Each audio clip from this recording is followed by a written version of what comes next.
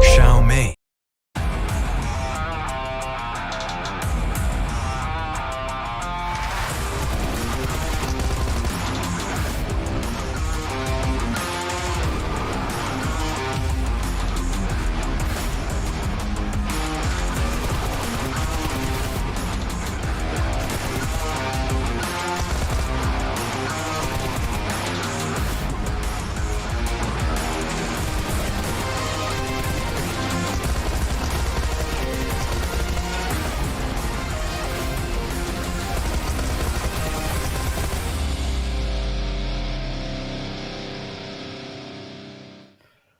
We are back here, Tarzan, once more for the PMCO Fall Split UK 2021 season. My name is Harland Wolf, and of course, to the right of me is Professor Tarzan. And we have probably, I would argue here, Tarzan, an even better Fall Split than we're having in the Spring Split already. I think it's about, a whole year of practicing. There's some sort of lifestyle change, I know, like through the past year for like a lot of us. And so, but with the practice, things start to like stabilize. You find the team that you like, you find the style that you like for yourself, and then you find the teammates. And now with the practice, having the PMNC before as well, where some of you have seen us, now they've come in, and you know what, Fall Split, this is extremely exciting for me. I think going through this tournament, we're going to have an absolutely brilliant 10 days of action, 6 days of groups, 4 days of finals coming at you next week as well. But it's UK action every single day for the rest of the week here, Tarzan. We've got 32 teams jumping on board this time once more. And I'm really excited to see what these teams can bring, because we've been seeing UK action after UK action for what has been now the last month. And I'm excited to see also how these teams evolve. I will be as strict as always. I mean, I feel like I've established a reputation for that already. Hey, but you know what? I think there's been growth. Okay, and I think if there's to any amount that is due to the broadcasters or commentators, is great. Like, we don't just try to add the hype. We try to like show or talk about what we know, and I think that's a huge part to it. And we're starting to like even across commentators talk about maybe a little bit of psychology, like probably our favorite topic right there, right? But we talk about the other well-being things that are important. We talk about sleep, we talk about nutrition, we talk about these things, and it's very important, and it's actually extremely key that we start to progress as a scene as well, Highland Wolf.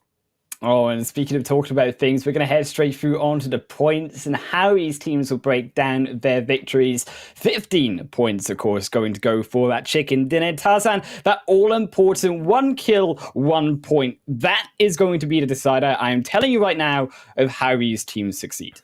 Yeah, I mean, this is probably very instilled into all the players' minds right now. Like, they should do some math, sometimes when it comes to those like macro plays, especially when it comes to certain phases where they find it hard to get into the circle. So they need to, do a little bit of trade-off. Like, we're very used to that already, but what are we fighting for? And of course, like, one of the things, other than representing region, other than the fame, and all that stuff, is of course we've got some prize money on the line right here. And this time around, we've got $30,000 US per region for the PMCO. So that is really matched with what we had for PMNC as well, and equally kind of spread across. I don't think there's a huge difference between, like the places here, but every small bit matters. Oh, and of course, $4,000, or what will be even more so for everyone else, 2,500 to 1,700. And this time around, Tarzan, everyone's a winner, because even at 17th to 32nd position, they still getting themselves a happy $500 at the end of the day. So everyone who is playing will win something by the end of these 10 days. But of course, that $4,000 and more importantly, that final PMPL spot to represent the PMCO UK region and the UK region as a whole here in the later future of this tournament and in the future of esports on PUBG Mobile. And I think, to be fair here, Tarzan, we got a lot of teams going to be competing for this. And now that we've locked in already both Lacanostra MVP and Nico Defense League for our representatives 1 and 2, is going to be an absolute war to see who can take that final spot, because there is only one spot this time. We had 3 spots last time, but only 1 this time. It's actually extremely crazy. I think the also interesting thing would be some of these players and trying, the different ways and routes and paths to get into PMPL, right? So, but you know what? Like, what we need to talk about is definitely the schedule, like through today as well. So we play 4 maps per day for this group stage, to say the least. We've got 4 groups, and today we will have groups A and B to fight over these 4 maps. And the order, I'm just going to leave it to the lovely Highland Wolf to bring us through. Oh, I love the sandwich. We get a sandwich back here, the good old-fashioned one, no, Tarzan. Erangel, Sanhok, Miramar, and Erangel every single darn day of this competition. And we're going to start it off here with Groups A and Group B. Of course, you can see there is another 16 teams. We won't be playing today, but we will see them tomorrow, where we see Group C and D face off in each other. And it will go later on to Group A versus Group C, and then B versus D, A versus D, and day 6 of groups on Sunday will be B versus C. So every single group will get a total of 8 matches only to manage to get themselves in on those final 14 positions. Because, of course, we've already, keep in mind, locked in 2 of our teams. Both Rescue and Gaijin Seraphim will be joining them in the finals. But before we talk all about that action and all about that nonsense, we'll be heading through to a short ad break.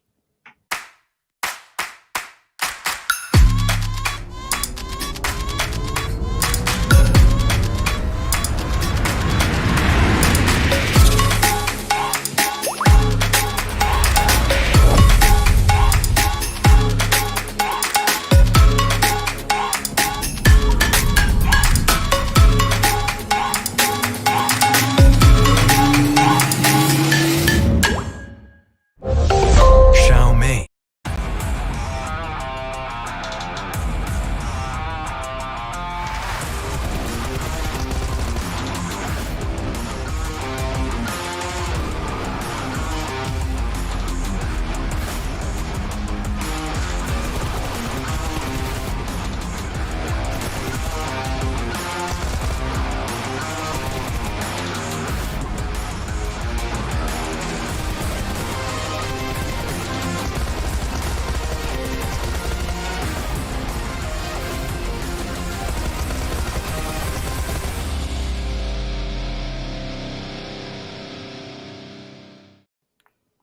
Oh, we're straight on back here, Tarzan, and now it is time to get into the nitty-gritty, because we talked about the fact that Gaijin Seraphim and also Rescue will be seeing them in the finals, but of course there is 14 teams who have that opportunity to join them through in next week's days of competition. And I think, to be fair, it's going to be a very tight competition, as we mentioned, but I want to jump in onto the teams here more specifically and actually get into who we're expecting. Of course, TSC Legends, Group A, I think they are the standout team that we're expecting to see, but it's not so simple. There's a lot of other teams that we've seen been stepping up in lots of previous competitions. Yeah, definitely. We've seen some of these names, particularly in the most recent PMNC, United Kingdom. To name a few, we've got Team Savage and TRG Direction in that Group A, but also like Cyrex Esports in Group B, as well as the side of Triple Sports Club, like that will be playing today. So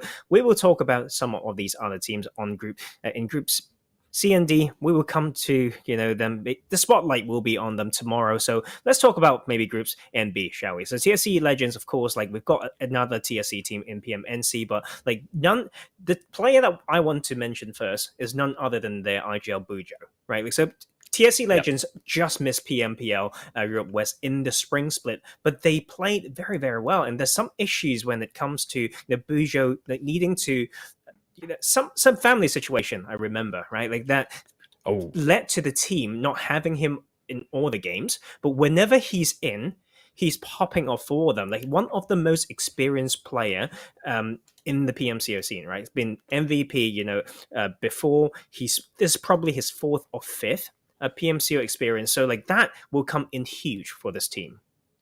Yeah, I think as well you got to mention it while we've seen the likes of Uncles UK over in the PMCO UK Spring Split. We'll be seeing how they fare this time around. But also I think a lot of teams coming through from PMNC just recently. And yes, they didn't grab themselves a PMPL slot, but by golly, did they get it close with TRD Direction, Team Savage in Group A. But also I think the likes of Cyrax, more importantly, really that team from Group B, that deaf team that we talked about who could potentially take it all. I mean, like Cyrax been playing really, really well. Like in PMNC group stage, they came first, and in the finals, they came third. And it's not they played in a very, I say consistent way. Yeah, they're not always the biggest games, but they have those big games in. They always have some points in, and I think let's not forget about Cyrax as an organization as well. Yeah. Like to be fair, like this roster been playing under the name of Royal Knights in the previous split, in the spring split. So we've got Cable in there, we've got Hype, we've got Simba right in there, and Safe been joining them, for that PMNC. And actually for that roster in PMNC, they also had Londa, which is actually the player playing for 777 Esports this time, and he was with 777 as well, like last PMCO. So we've seen some of these roster kind of changing a little bit and almost sharing players, but I would say it's just maybe due to the regulations of nationality and all that stuff. And now that they have some of that pressure off when it comes to that, they are back to their so-called own team, I should say, but they've learned from each other and played with each other a little bit while now, so it will add a lot to that friendly rivalry as well as maybe big brain tactics, I would say. I think as well we mentioned PMNC UK. Obviously, we saw that, Nico Defense League are a representative from that tournament, but I think there was a lot of teams who maybe didn't do so well in those finals that we expected to. But now coming into this competition, we're really expecting them to step up. And I think that one team that we're really looking for is TRG Direction, right? Yeah. I think TRG Direction was a little bit of a disappointment, unfortunately. It was only a disappointment because they've done well in the group stage of that tournament. They came second and they progressed, and they have one of the highest rate of, like fans cheering for them. So not doing so well in that finals was a little bit of a heartbreak, but like there's something that they've done right to be able to appear again in this tournament. It's time to right their wrongs. Should I say that? Or I should say redeem themselves, right? So it's going to be quite interesting because when you are a team who have been kind of playing on stage a little bit, although you may not have done so well, that can still probably calm you a little bit compared to if you were a player who haven't got any stage experience, or you had some, but it's been so long since you played on stage. You might be with the new roster as well. So all these things need to be factored in, and we'll slowly see how that will affect these teams and the way they play. I think as well, I just want to add in my own point of the other team that we kind of mentioned in Group A, which of course was Team Savage and how they're coming in, rightly so. We've also a very similar PMNC UK roster, and all but Shadow is the only real new player on this team. Rupo Yui Powerboy jumping in as well. I think while we head into the first match, though, before we talk about it, quick word, Tarzan, quickly explain me Triple Esports Club. Oh man, I feel like they're taking a piss. I'm joking. So okay, because Triple Esports Club is like Team SC. It's like, but you know what? Like that aside, they were Triple Esports in PMNC Finals, and they were named Courage Esports in that group stage. Experienced players got some really good games, but they need to continue with what they've started for this, competitive season. And you know what? Let's not wait any longer as we go into our game one. We are preparing to board down on Erangel for the first game here, Tarzan, of many in a PMCO UK group stage. Oh, I have waited. I have waited for this moment. It has finally come to me, and I am looking at this playing path, a very kind one. here for us and all of these 16 teams. I think while we do get them to drop down when we discover where they like to drop, I'm looking at also the rest of this Group B. And I'm thinking the other scary team that personally for me, example UK, right? And how they have been performing great in that group stage of PMNC, but it came to that finals, just like TRG, they kind of struggled. Yeah, absolutely. I think I've talked about the way that they play in some of those early skirmishes when they need to be aggressive and take a good start. They are not scared to, but transitioning into the mid or late game, it gets a little bit tricky for them. But you know what else is tricky? We talked about this playing path. It is horizontal, basically of mention Yes. all the way to hospital. It's quite easy for a lot of these teams, but for those who love going to Novo, it will be a bit tricky. And I already know there's a team that likes going there, and that would be Cyrex Esports. So that True. we need them to make a little bit of an adjustment coming through. To be fair, we're slowly getting used to these somewhat team tags as well. And with this circle going onto that eastern side on that main island, it complements the first half of that playing path. So we have a very typical of more saturation on that eastern side. So you need some of those, hold that thought. We talked about Cable and Cyrex. That is not how you want to start this game. And that will be Triple Sports Club right here and saying, what we haven't done in PMNC, we are here to deliver. Around that farm location, we'll have Cable from Cyrex Esports to first lose his life. Oh man, that feels bad for Cable though. Cable really was the player jumping into PMCO that was like, if anyone, he's going to perform well. He's not going to be performing today because he is already out, and so it is going to be Cyrex Prince. It is disaster. Here is TRG Direction even join in the fray, and considering that they've already now been able to take one kill, they're going to have themselves a second, and it just looks so good for a team that we questioned coming into this group stage, already picking up the points. And I think, to be fair, I just want to also note that if only we had Pubg here, and well, guess who? The fact that like an Usher MVP, shame they're not there because his zone, it darn well complements him. Oh, well, we'll leave them there, right, at where they were able to reach, okay, and we'll see them later. But right now, if that is a spot that these teams need to take, we just want to see them use it well. We talked about how certain adaptability needs to come through. You need a little bit of flexibility as well, otherwise it's very easy for a team to exploit your usual format, your usual structure to basically hunt you down. And right here, we kind of, I feel like I jinxed them for Cyrex Esports. We know they're a Novo team. They're so known for going there in a tournament where they perform well that everyone would kind of know like how to disrupt their early game, right? So, they probably want to go towards like Novo, find some ways to get down there, but the game plan needs to be there. Like when that it's so far from your drop spot that you may be landing close to some other teams in their very familiar areas, that gets a little bit sticky. That's how they lost some of their lives around TRG, which was a Milta team. And then you lost one to a farm team. But that is, to be fair, not surprising at all, right? But you know what? It's day one, it's match one. We're talking about adaptation. I think Cyrex will be able to come back okay because they've had rough games before, but it doesn't stop them from performing. Yeah, I think that definitely Cyrex is a team that we can expect to bounce back, and we don't expect them to fall. However, I do want to note that in previous competitions, we have seen these teams who do fall out early on, and then you just can't find that way back in. And I like to call it like kind of the pit of shame, to be fair, where you just can't really climb out of it. It's like a well that is just way too high and you don't have really any grip in your fingers and the water just slides down in the bricks. There's no way up.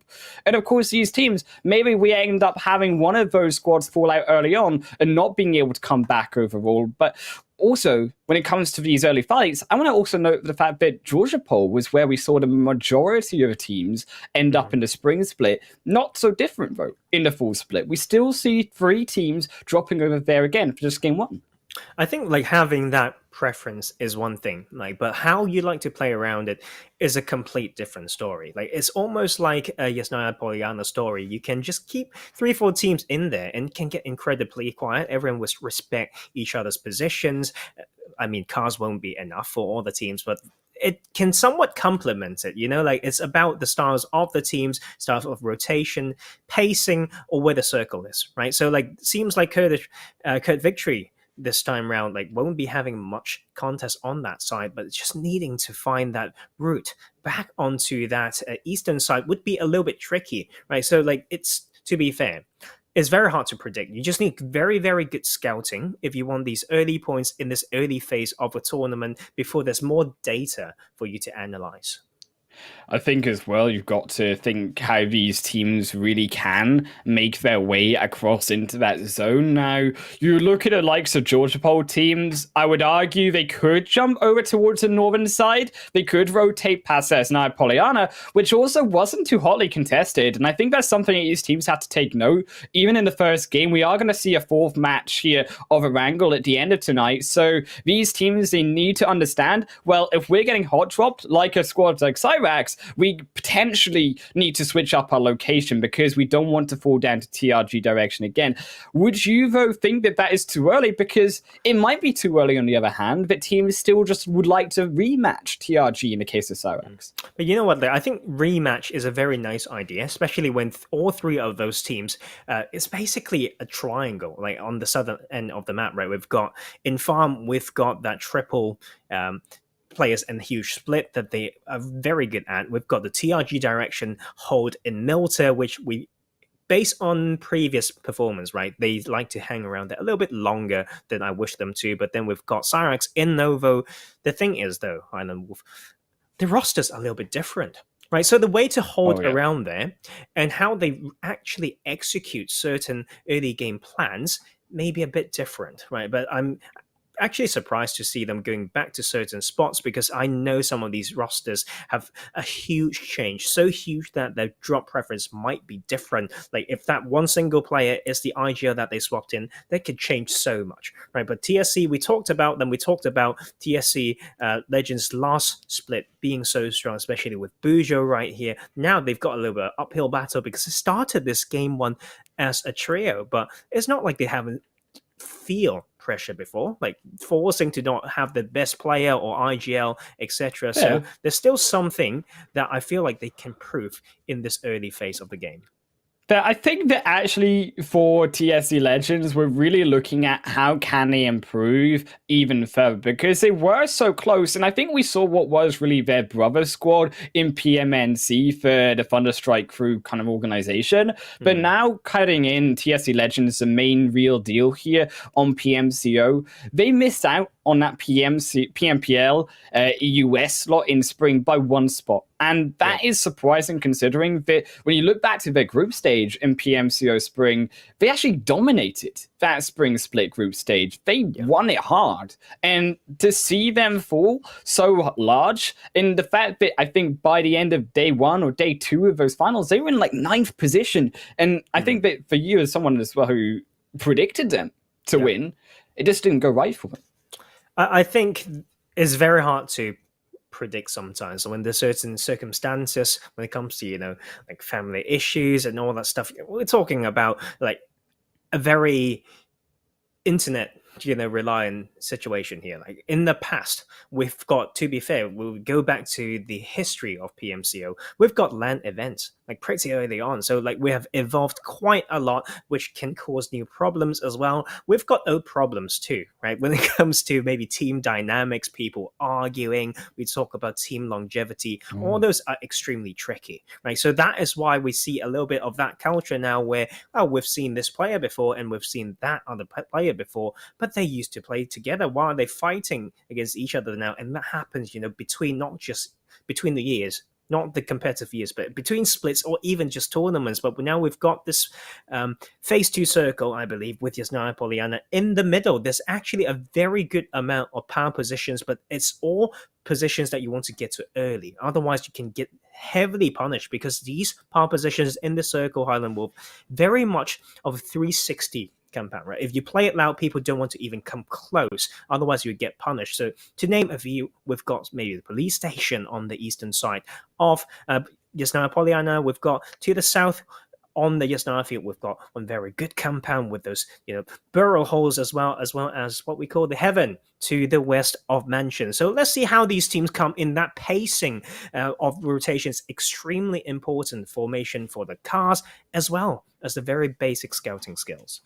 I think you got to argue not only the PlayStation, but also the barrel holes, as you mentioned, that VC's the spot that teams are probably going to want to control. You couldn't make a point that Yasnaya Polyana is open. There are no teams available to it. I think that heading into Yasnaya Polyana this early on, though, in only phase 2, it may be a central position. It may work out, to all credit, but it isn't the right decision. I think the teams that could easily find themselves getting surrounded, and I think that as a result, they struggle to rotate out if it does hard shift away from Yasnaya Poliano. As we said, it's only phase 2. That's a very high possibility that is the case. I think we're looking more at teams taking on the high ground, taking on, as you said, a police station. I think also taking on around a bridge to Yasnaya Poliano on that northern side, because we did see multiple teams rotating that way as we predicted. Yes, and I think there's a very valid point around Yasnaya. I would say, though, to follow that idea, it's about which part of the city you want to go to, right? Like you didn't have to go into the dead center. That is like terrible. You get yourself surrounded. You may not have the best sight lines, but if you just pick a side and you know why you're going to do it, you park your vehicles accordingly. If the circle keeps coming to you and you need to kind of reset up and know where the players are coming in, but you know what? Who's coming in, and that will be Yemen Esports. We'll take out just one of the 3 players. Vitoni goes down, TSC not having the best game one so far. This may be a precursor, though, to the Legends of Spring falling down. Now, not only Cyrex, TSC Legends, a little bit of bother, because look as well, the fact that T-Bag was already eliminated, so Bojo is on his own. Bojo has to play in a 1v4 situation in only the first game. The grenade goes in, but we don't find anyone. Zephyr Broughty will fire one back themselves, and Albi in the top, it just looks dire for Bojo. Taking a hit down to only 15% HP, another one going to land over the top, will go wide, so will the second. But Buju alive for now. Yemen, though, more importantly, they are behind Triple, so Triple, they're not out of the woods after this solo player should go down. It's just extremely tricky. Like there's no way to really escape other than the fact that a team may come into third party that, but you can see Buju is very ready. Like it's the experience is there. Ears are in tune. Seven want to push in there, but there's no teammates trying to add, the pressure. And that is the time when with these kind of CQC, you just want to get it over with in a very efficient and quick way. And that takes a little bit longer than we want, but that will be Septus finding the angle, and can't fault that. Slowly baiting some movements out, forcing Buju to move, and that will be the first team to fall in our day 1 match 1, ladies and gentlemen. We've got a long game to go. When we look at like the likes of 58 players for 15 teams, barely anyone really like fallen. Maybe those 2 for Cyrex. So like it's still a very long game to go, and we need to go back to these ideas that we talk about, right? Power positions. If you go into this big city, which side do you want to go into? Why? And how do you actually hold it or leave it? Like that is so much to consider sometimes. So that is where the homework really comes in. And this is also time, ladies and gentlemen, for groups C and D to do their homework. And I think that is one of the most important thing right now into the esports. It's not about mechanics anymore. Yes, those are the baseline, but you need a lot more. But when homework becomes PUBG Mobile, I mean, it's a little bit better than school, though, right? I mean, school not so much. You're kind of like, Mom, Dad, can I please just play PUBG Mobile? I've got PMCO UK to play, and I'm going to compete for money and for my region. But when it comes to PUBG Mobile, when you start to say, Mom and Dad, I'm going to compete, I'm going to do my homework, and I'm going to dominate over everyone, just like here, unfortunately, example UK, they're going to have to dominate Tarzan because they are in a little bit of bother inside the dip. Now comes in even more, but they find already Zaza down will be one to fall. Naka will find it, 69, but it is better. For example, team is red and black. Down one player, they will fire back. Can he get through the smoke? No, they cannot. Shoxy fires through again, but a grenade almost finding him. Just a little bit step back would have taken him down. Yeah. And that is the problem. We talked about power positions. Like these steps on the outside, incredibly important skill. You can't come in so late and not have a better way to scout it. Like you get yourself into a very unresettable position, extremely hard. But I think that was a missed opportunity. By example, UK, they could have taken more. So they claimed the spot, but they did not make the most out of it for now. Red and black has some breathing room. It's time to fight back. It's not going to be easy though. Smoke deployed, there will be so much more that they need to do. Because can't find your grenades. 3 down, but they're just all barely missing red and black. Yet they still continue to push in. The smoke protecting them for now. Naka's so low as well. Kaimbo's so low, which means as a result, now red and black. This is a time to push in, Tarzan. They've done the damage, but they had to be so careful. And that is why potentially they don't push in, because there are so many teams around them. And that is also our LX Esports on the outside. Like, it's time to kind of move in. Look at this crazy circle.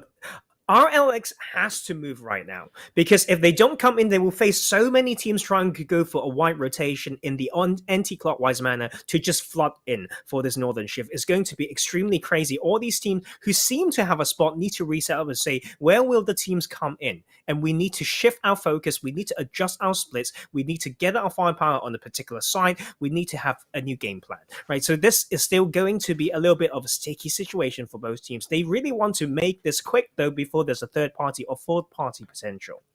Well, exactly as you said, there are teams waiting to come inside a zone, so that is why Naka is pressing that advantage, but it will now be Naka to find one with the help of their teammates to a second.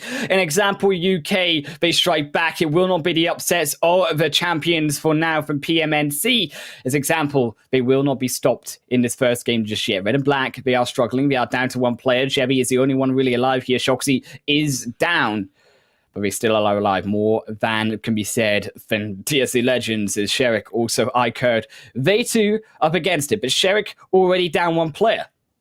You know what, Sherik, new team for us, right? Like, so this is time for them to show some, but that's not going to be easy. The decisiveness to take that shot, though, the clumping is not going to work in these skirmishes. That nade is just so juicy, but it's not just because he landed it. It was given by Sherik's. Go back and study, they say, and iCurd UK continues in this game one.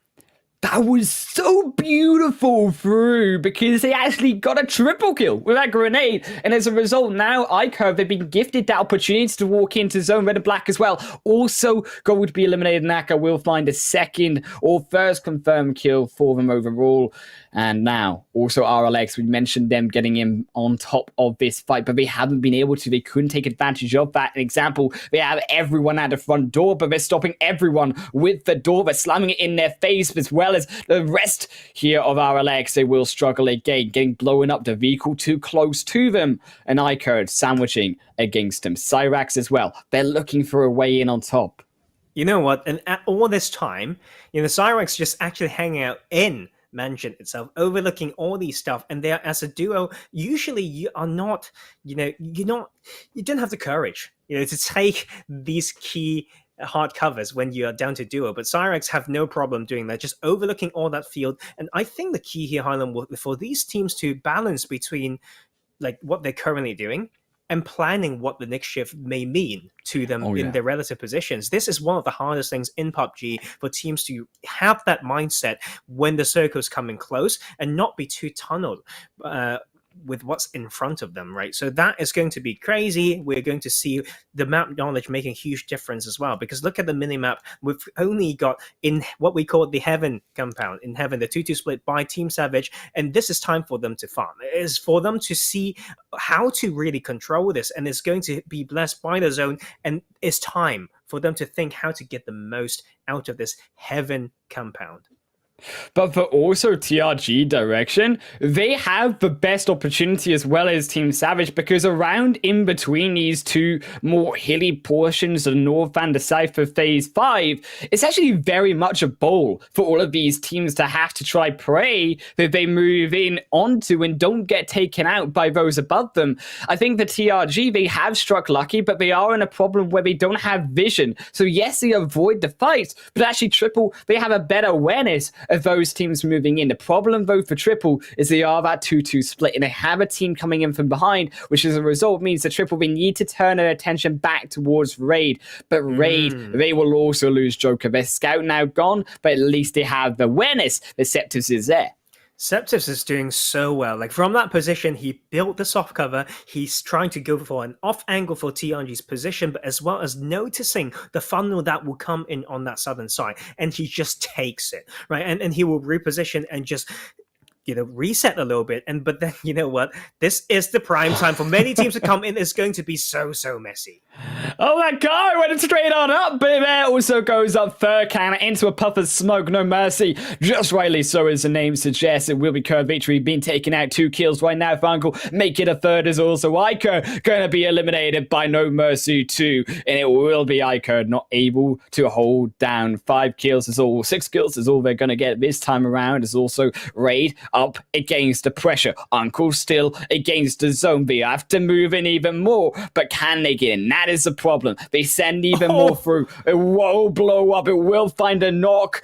There's now No Mercy reset. Has to go even for more. Is in the kill feed. Example falling down. K12 falling down. Yemen moving down on that leaderboard. Rolex eliminated as well. It's so hard. It's about using the cars, knowing every small dip, timing your smokes right for the max efficiency. This type of circle, you would hope that they know exactly how long the smoke can help themselves for, knowing when to re-smoke and all that stuff. And these are the basics. These you can't really teach them, right? In these very moments, it's in the muscle memory. It's from the experience, and it's going to be so tricky for them. Uncles and actually is facing some trouble as we look at that kill feed going red for them.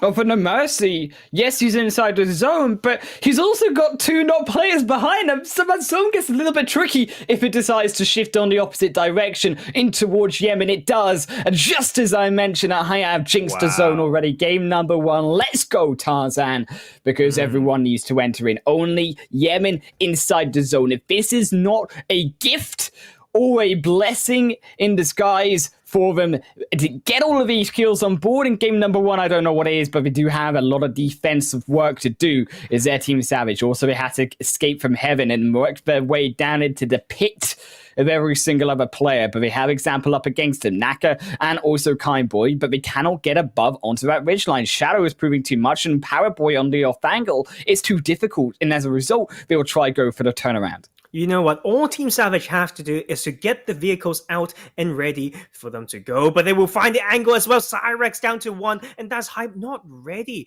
to trade. But it's very important because he just doesn't have the meds to do that. And he can't even trade to show his position. But that will be a void to finish that one. It's going to be so hard. But Team Savage from heaven to hell, maybe, if he didn't make this position work for them, trying to get the entry a little bit early will be example UK getting their 5th.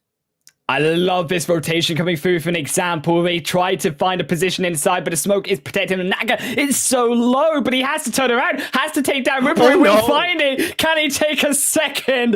Powerboy will not be able to find a savior of his teammate, will fall down. And now it is Powerboy gonna fall as well. Naga is on a spree, takes a second point. Shadow the final one. Will it be a 1v3? There's a solo player on the back end. Example dodging all the shots. Shadow will not fall just yet. Will he find a spray inside? Just a little bit would do it.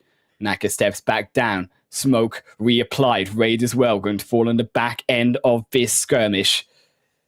You know what? Heaven has its time, right? And they provided Team Savage a place to call home. But when they came back down from that relative high ground that gave them so many sight lines, so many info, they didn't come in with the best timing. And now Shadow's trying to play this very slow, didn't trade for his teammates when they come in. And now this is the time. Both players in this smoke only got bandages. But on the other side, we've got Yemen Esports. Just keep firing. Masagi up to 4 kills right now. And this team seems to be playing so well, but we're down to very small amount of players. We can see RLX losing their position slowly because the timing of those smokes were not quick and prompt enough, and that's what we talk about here. And that is Masagi using that relative high ground from that ridge and actually maybe on their way to take the first chicken dinner of PMCO UK. And for RLX, yes, they have a little bit of bother because now they've gone into a solo player. They lost 2 from the rest of Naka. Naka is still alive, by the way. Again, Shadow, you can see it in the backside as we jump over to Shadow's perspective. And he will now get picked apart with the grenade, but will not fall down just yet. Both inside the buggy. That buggy is smoking though for Naka. If he sprays in, will he find that third? Will not decide to move. Shadow is getting caught on the back end. Yemen, no, they are still defending, but they're not inside the zone. And it is Triple Esports Club who actually, or as a result, they are the ones in the control, and now Naka just walks over the final member of Team Savage. Not before, though, Triple Sports will claim him back. 13 kills for this squad so far. The zone controlling for them. And now as Albi steps up, they find now Rolex caught out of position, unawares of everyone else inside the action. And Yemen now down to a solo player, Mizagi, but Albi's going to walk straight on by him, drive on by, will find a final player, run them over, and take them down. Game 1, Triple Sports Club. Triple Sports Club play that's so clean, and that's great. 16 kills in the first game ever, man. Like, you cannot give this team any momentum. They would, if you give them just that little bit, they would take so much more. And you can see the experience coming in there as well. Like, it's so hard for that type of circle to keep all your players alive. Of course, that's down to them knowing the landscape, entering from that northwestern side to have a little bit of rich to play off for every shift, right? But to know when to split, which we saw they did, and holding every bit of angle that they needed to, that is not easy to execute. So what an amazing game. And although the screen time may not be there, the results definitely show. The results definitely did show. When you pick up a 30-point game in the first match, Tarzan, this is Triple back in dominance and back to where we kind of saw them in that PMNC group stage, right? Reminiscence to that 4 chicken dinners in a row that they were able to grab as their team. This is why they got picked up by Triple in the first place. Yep, I mean, crazy. Maybe a triple chicken dinner. But you know what? We've got some results to look at because that was an amazing game one that we've seen. And Yemen East was definitely a surprising team so far. Yes, they're playing off that northern side, but it's not easy, right? To break through there and, you know, still keep some numbers of players whilst getting some points. 19-point game for them. Example UK is Naka. Is Naka with the solo carry. Like, he plays like he's been warming up for 6 days and he doesn't need sleep and he's still going. Is how I feel like. He's on his 50th coffee. You know what? But we talked about maybe that how should I say, the state of a team coming into tournament after playing on stage before as well. So you can see the likes of Example as well as Team Savage doing quite decent. Of course, the zone helped quite a bit because if you haven't done your homework well, or when you are still maybe potentially in the slum, I should say TRG direction, maybe in that position, you just get 2 points and you be done, right, for this game one. But it's too early to say. I think it's all about that response after game one, that adjustment that we should see. Of course, we've got a change of map as well. And you know what? That is extremely different. I think for sure it's going to be interesting. But before we head into game 2 and Sanhok, we have a short break where we'll see you guys on the flip side.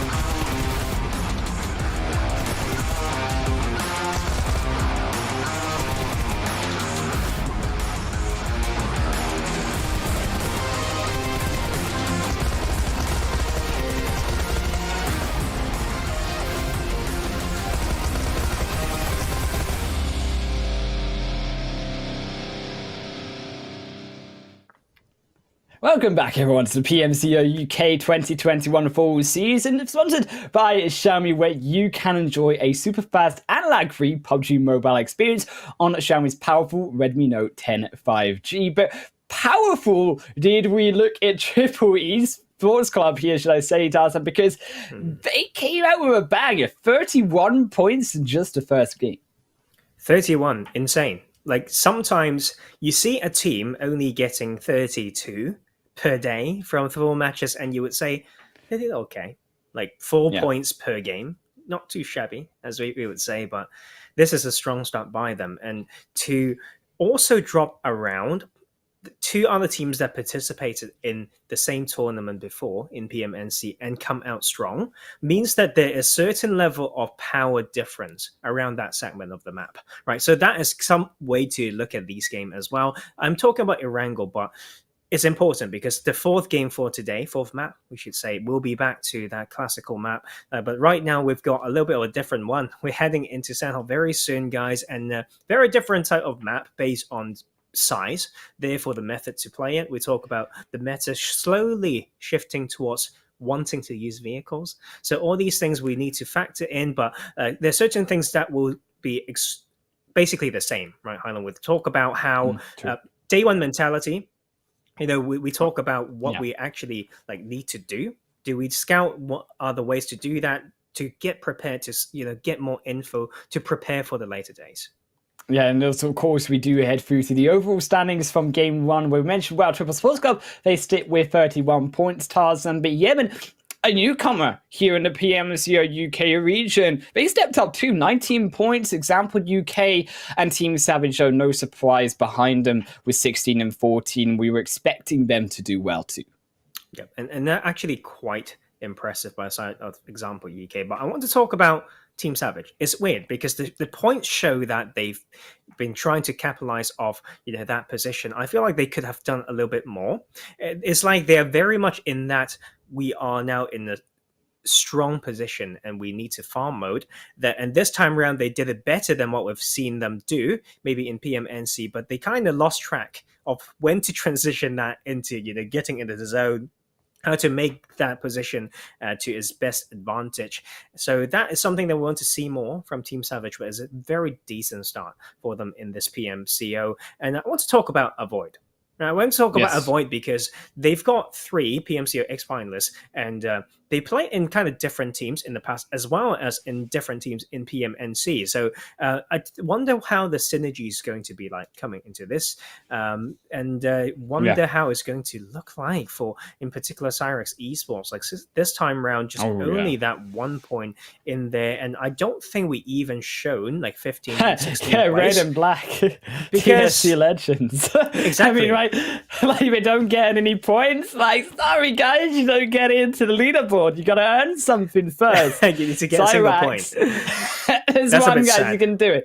I think it was surprisingly all seriousness of the fact that TSC Legends, big surprise coming through that they didn't get a single point. Of course, we mentioned that they only had 3 players entering into that first game, but not a great start from a team that almost clutched it into the PMPL and were, I think, probably the favourites alongside Cyrax today to get to the top of that leaderboard early on even.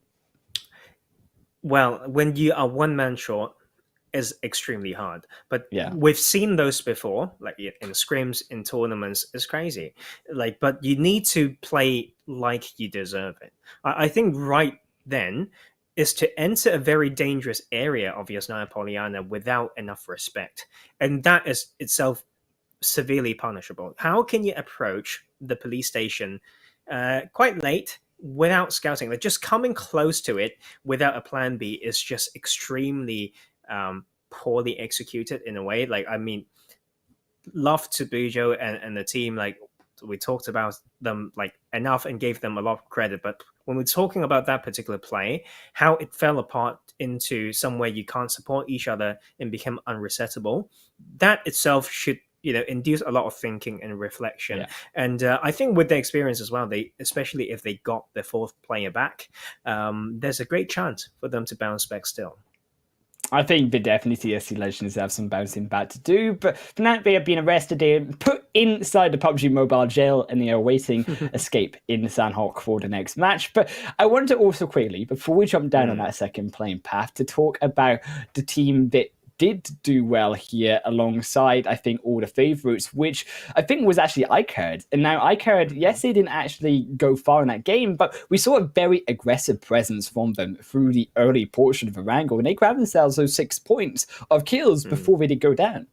Yeah, I think, you know me, everyone, most of you know me, I need more data to give a comment to that team. But the stats, when we look at those points, that's very important. We talked about how just on paper, when you've got a very decent amount of kill counts, even if you just go rather early with very minimal placement points, there's still something that helps you to feel like, okay, we've got enough gun skills to win some of these skirmishes, and that makes you feel decently good about yourself, and that has a snowball effect, to when it comes to confidence in taking fights in the remainder of today as well as the tournament. So I wonder how they would do, because we always have kind of heard like this team and some of their players like here and there in different tournaments, but haven't got this big statement yet, right? Big statements from performance, individual plays, placements, and all that. So you know what, we are ready, to be left with a different impression.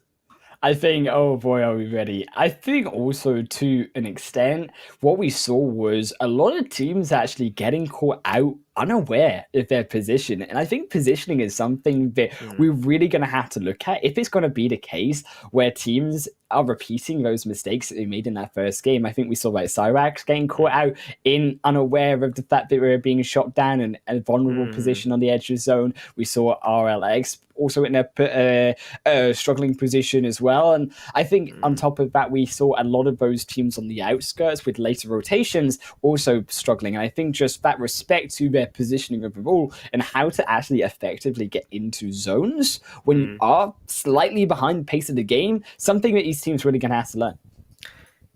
It's hard. I think what they have to learn for sure from the way that they played it would be the map itself. Like these open fields, we're no stranger to it. Like, to be fair, we see it so often that you need to have learned something every time you have a map like ending in those positions. The way that a lot of these teams played it would be, how should I say this? It's like they've accidentally found a piece of land that makes them feel just kind of okay. It's like people floating in the sea, and something floated past and they just held on for it for a little while before they continue floating again.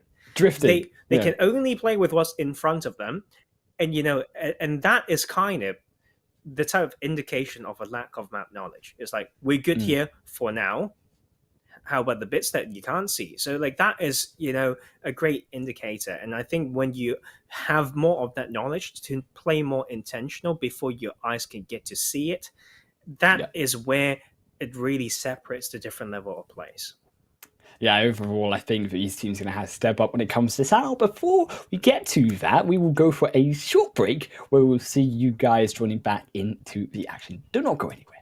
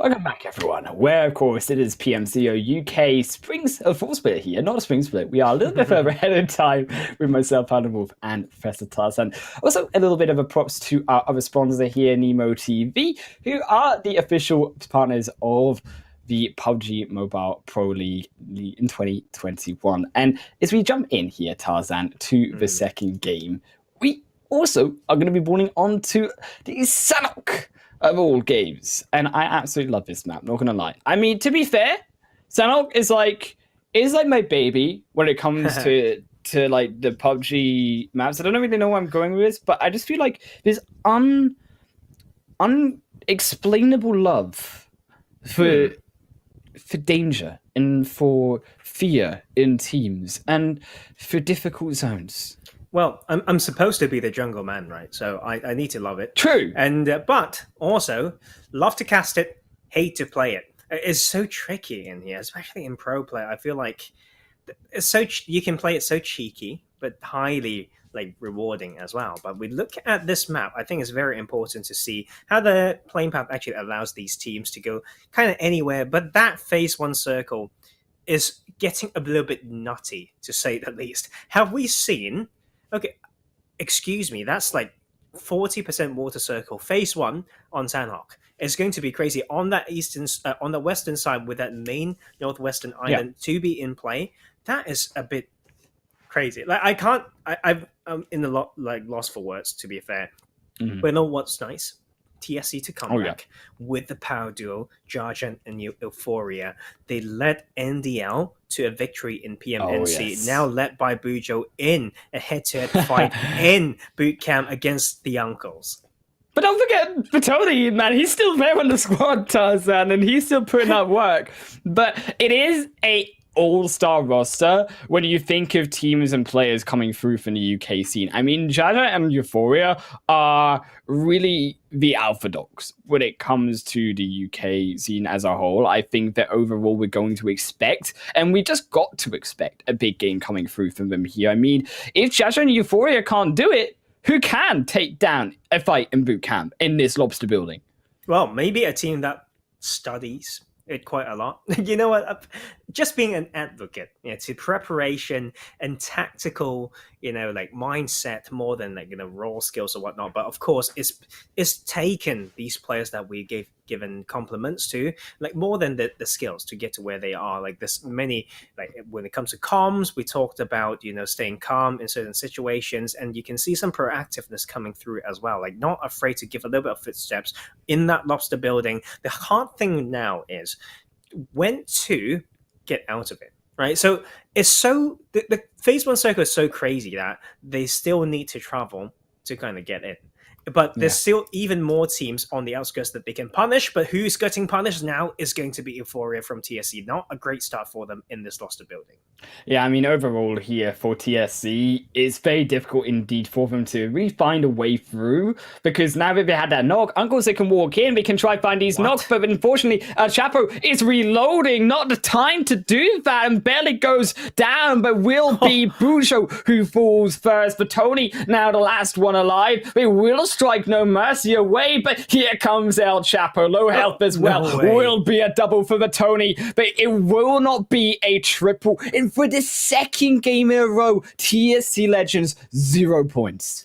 That is so weird to watch.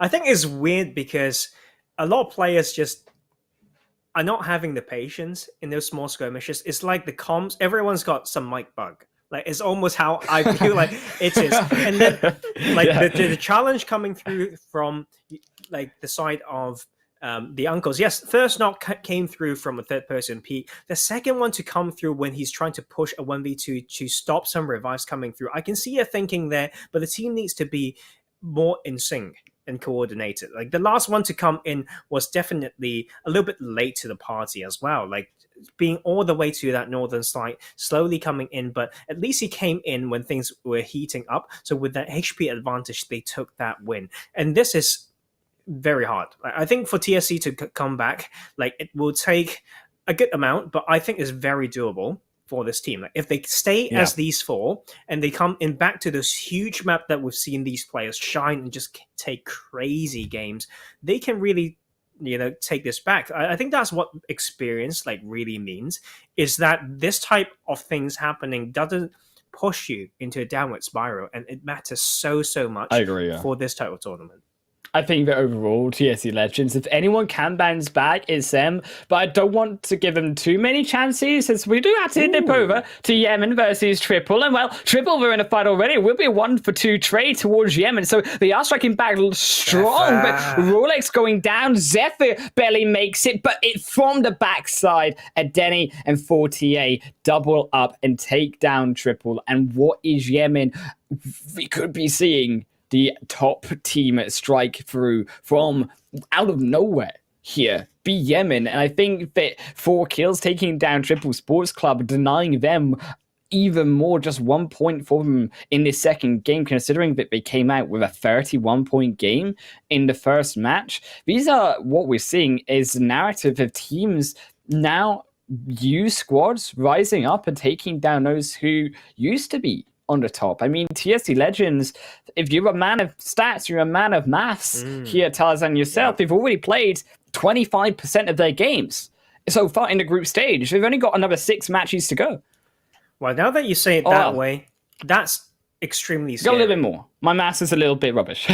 We actually have 10 because my maths is trash. But you know what? Like, what doesn't need to come down, right? Like, it's the fact that they have such a strong game. They're still averaging 16 points per game right now, and that is a bit insane. But you can see, but TSC not so much. Yeah, but like 2 top dogs kind of down right now. I know it's weird. Like if we don't provide the storyline or the background, you will see it be like everyone who's watching would be thinking, why are you hyping up for TSC? They've been playing trash, right? But we know some of these players, unless someone's playing on their behalf, like we've got some reasons to it, but we can see that some level of disrespect, should I say, or lack of patience that led to these 2 teams, coming in a very close fight, but just losing, by the start, from that opening knot because they decide to run in a certain way. Right, and the patience from a reactive team who are a little bit less experienced to come in and say, we're going to play this reactive, they just capitalize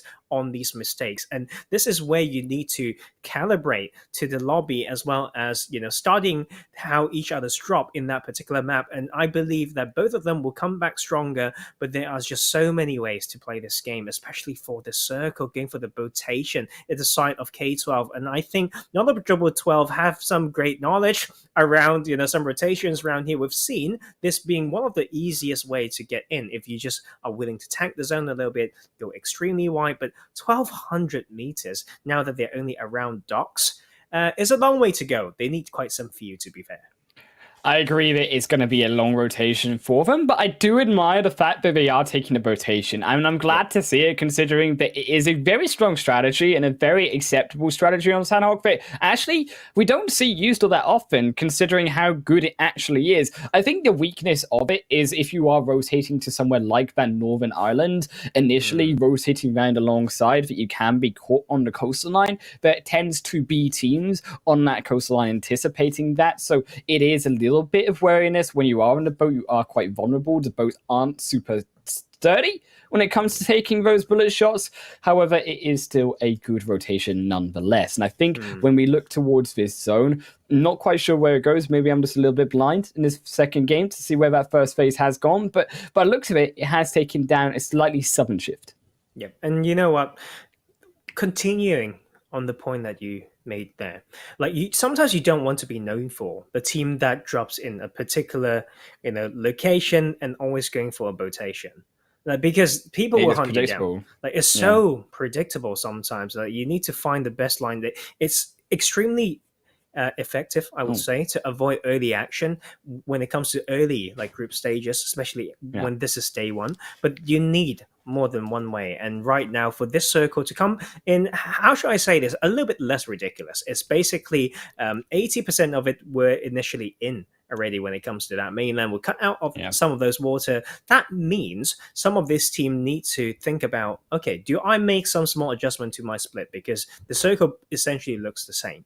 But what they need to be aware of is the tendency right now, especially in the early stage of the tournament, of some early, yes, one would be hard shift. And secondly, these late rotations coming from teams wanting to test the water and slow down. So they are still teams slowly flooding in. And so you just can't make conclusions where you are holding. Sometimes you would just say, okay, we didn't have to look outside anymore because we've been in here. It's been the edge for 2 phases now. No, anyone can still come in at any point from any edge of this game on this map.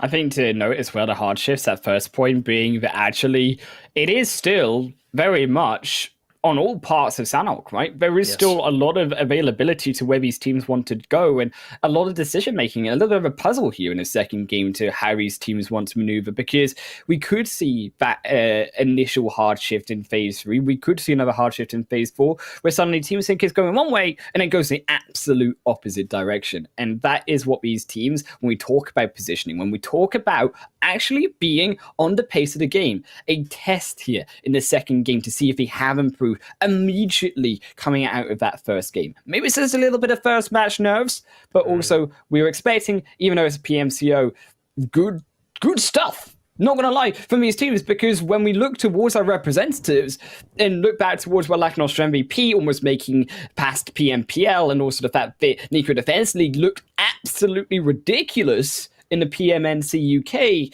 these are strong teams that you're having to make a statement as a team beside. Yep, definitely. And I think it takes some time for them to build, and take some time for us to recognize their strength as well. And certain beautiful plays, I believe, would only come in later into the tournaments when people start to look at drop spots, make spreadsheets, talk about it, have team meetings, bot reviews, and all that stuff. And this type of circle is a great way to study how other teams play.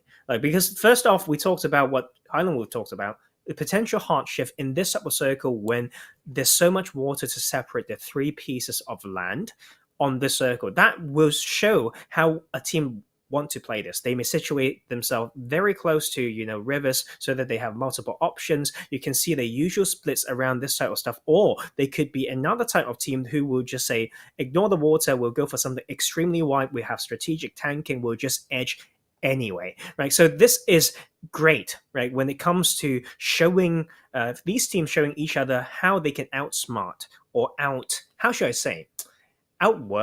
someone else. Outwork, I would say, behind the scene would be something that I would look for. And right now, TRG have got some things to prove, because I know they have a lot of fans. I mean, TRG, they definitely stepped up when it came to initially that first match. I think that they struggled because, again, we talked through the first match, their informational prowess was not there realistically with the way that they were positioning on the outside of the zone. They are doing the same thing again, but they're going to have to rotate down to the south even more so. I think that for rotation for TRG, you're probably looking at them taking it up to the top of the hill, then rotating back down again. It might be better also by rotating in the direction you grab information, of course, of coming down the hill from the top of it, of teams like Yemen, of teams like Uncles, KV below you. But there is still that hesitancy of where to go, because again, it still splits it between the 3 sections of Sanhok. That is actually an amazing circle. It's terrifying for the players, but to cast and to analyze is an absolute joy, because we've got so many of those textbooks power positions still in play. And with this type of circle, you may hold a very good spot. We talk about maybe trifecta, we talk about bootcamp hill, and you can't just play it like what's not just to face the center circle, right? Sometimes you would be caught by the crossfire from the other side of the river when you're trying to defend a pushing team. So the basics of maybe weak side awareness and all this stuff and the map knowledge is so important. But we've got some fight breaking in here, trying to take some shots is fatigued from K12, but that will not result into anything for now. But that's at least going to scare Kurt's victory away a little bit. I think it's a good position for K12 to play loud.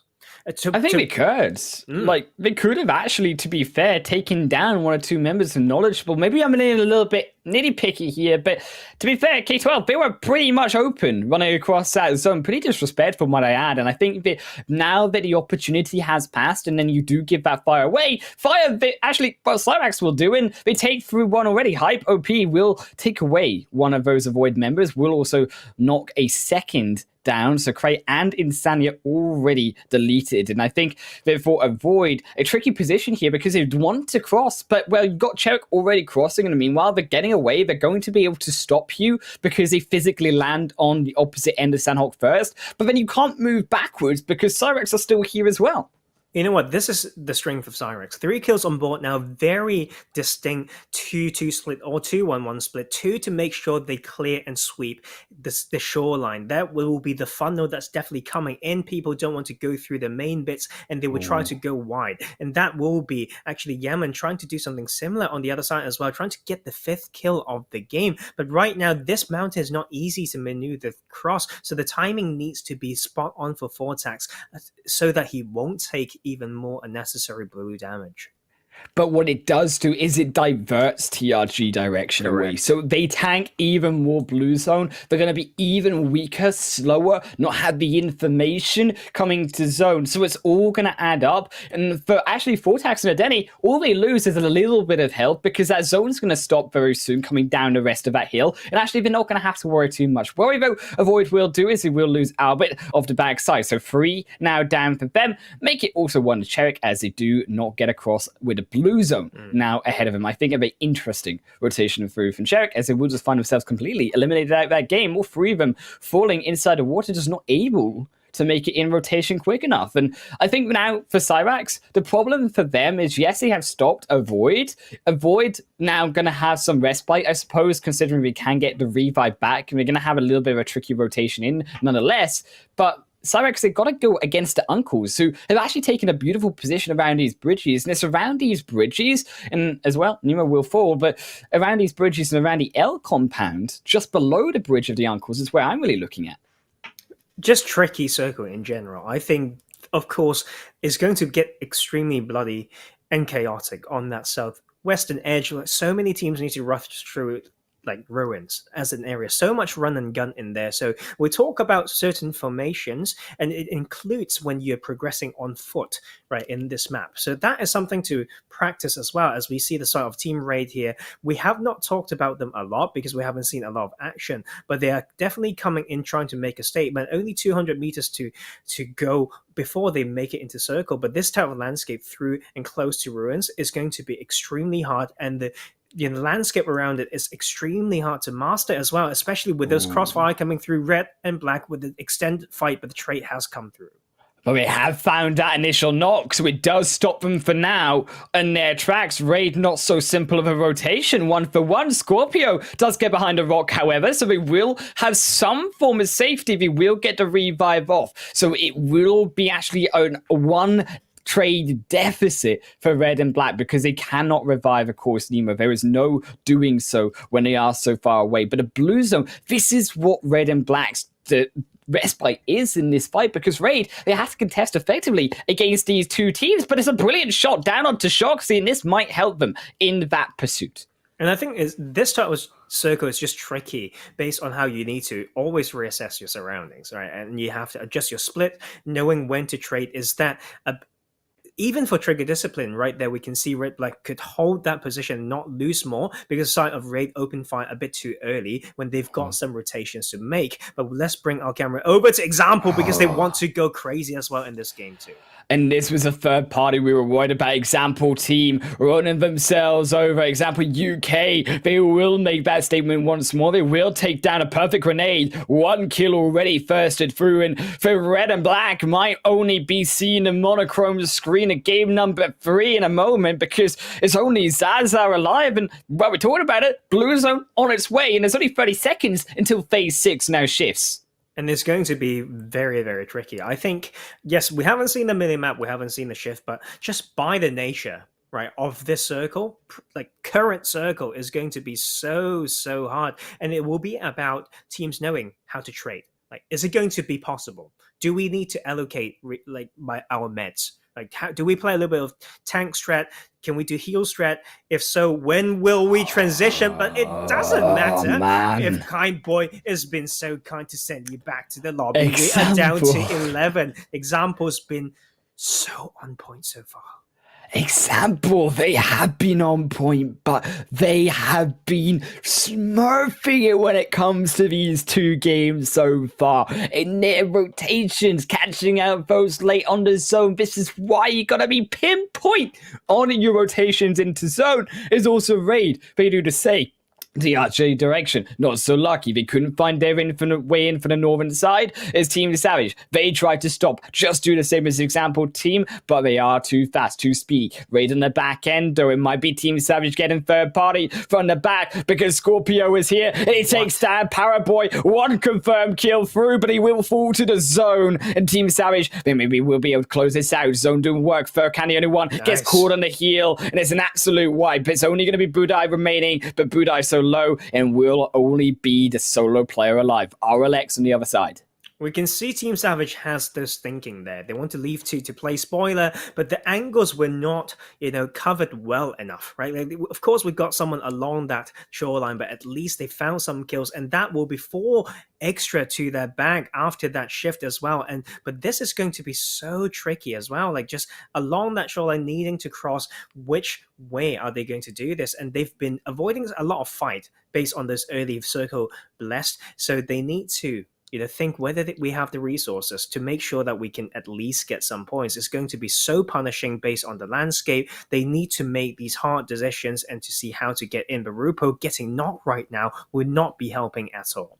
In that zone, it's shifted all the way to the opposite end. Yemeni cannot comprehend the difficulty of this zone. They will fall down. And now it is all up to Curve Victory. You mentioned them. The duo now to defend against everyone in the zone. But the uncles, they're a full squad. Raid as well, getting caught on the wrong side of the stick on this zone. As Cable 2 will drop. And the uncles secure their 8th kill of the game. Still all 4 players, as we said. They have the entrance into zone. They can catch Team Savage on the beachfront. UV and Shadow should be their 9th and 10th. You know what? Like, so far, a lot of these rotations, I think, has been so linear. It's so easy to say someone must be there, right, in this title circle. So I saw Cyrex losing players when they didn't have to, when they have vehicles to maybe get some opening knocks to bait. Like, those things haven't come through yet. But this is huge for the side of Team Savage. They had a decent game 1, and they just playing off power positions. That seemed to be their strength right now, is knowing what to take and be bold enough to take it early, and then when it actually go to them, they do better each time, because that was the biggest thing that we talked about, like in the previous tournament. You get an OP position, you don't take it, you don't split well, you don't farm it, you don't capitalize. This time around, they are trying to prove me wrong, and I hope they do, but they are definitely doing better now in top 3, really challenging that top board right now. There was a knock onto Raccoon, but, well, they find themselves a revive. Not going to happen, though, for Team Savage, because No Mercy is here, and he strikes again. The 2nd kill of the game. Shadow, the final one alive, but No Mercy. He's strafing left and right. On the beach, he strikes him down. Shadow will fall as well. Team Savage, 3rd position. They turn their attention straight onto KV, but No Mercy is behind. And No Mercy at this zone. Phase 7 closes in a little bit more, and now he has to walk in, but look, it's Smile on the back end. He's looking for the top side flank, and he finds it. It's the uncles who take Sanhok. Oh, you know what? Like, that could be quite wrong. Like, it could go quite wrong for them, but the idea is there. The flankers are on their way. The landscape is not even easy to maneuver, but they made it count. So that pinch eventually comes through, but that was closer than I thought in that end game. But the uncles, well done in that game too.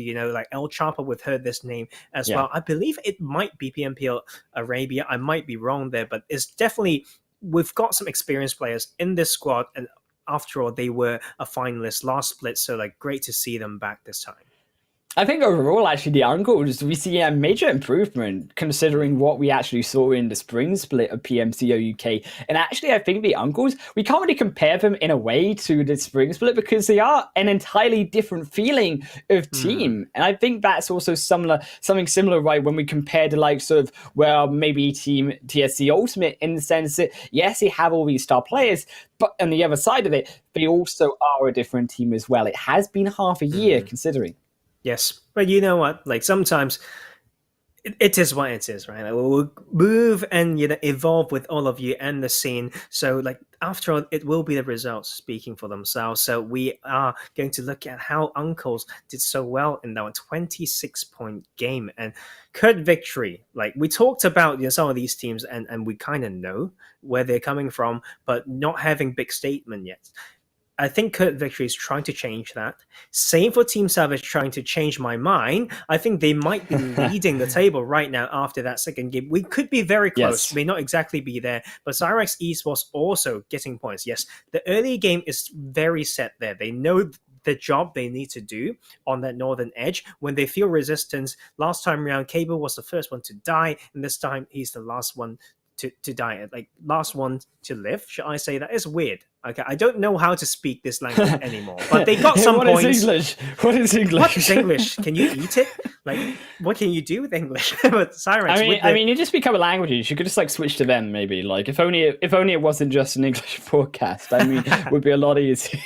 A lot easier. It's also Yemen Esports. I think rightly so, considering that they also now after 2 games will be on 27 points overall. They are also consistency, and consistency is where we really want these teams to be. I mean, if you have a Mr. Consistency team or a Mrs. I'm not gonna gender identity, whatever. Here, I'm going to avoid that topic. I'm going to avoid that topic. Tarzan is here, Mr. or Mrs. Identity. I think overall, that is what we want to see from these teams, because I think when we look towards LN MVP and I think also Nika Defense League, I'm just going to point it out there. Those 2 teams, they're kind of aggressive. I think we want to really see a team that has that consistency overall. And even if they do fall down, they can still pick up points before they fall.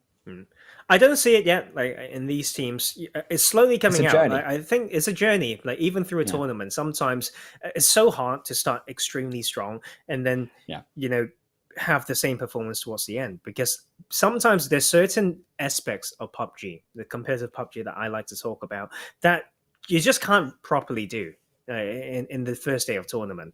Yes, you can play scrims, you can face them, you can have your research like long before, but it's not going to be easy with that exact combination of teams, because when everyone's trying to do the same, it's going to be tough. But I want to talk about Yemen Esports.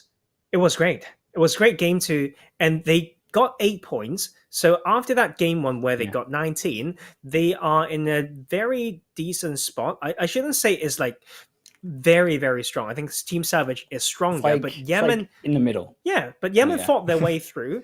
The aggression is still there. And I talked about how if you get 8 points, you almost, when it comes to how you feel and the momentum of the team, you almost always want to have 2 placements and 6 kills instead of the other way around, right? So, but it's all theories. I need to see whether that's correct. It's all theory. But we start there, and this is game 2. Anything to wrap up for you? I think probably going into Miramar, I still want to see that positioning play, but I think we are starting to see, I think we're definitely going to see evolve through these 10 days of the journey, and that's what we're looking for. Of course, the journey of players from starting this tournament, maybe not being the best, but by the end of it, they are the best, and they take that PMPL spot away. But we are going to continue on that journey to game number 3. Miramar is next to the cards. We'll see you there.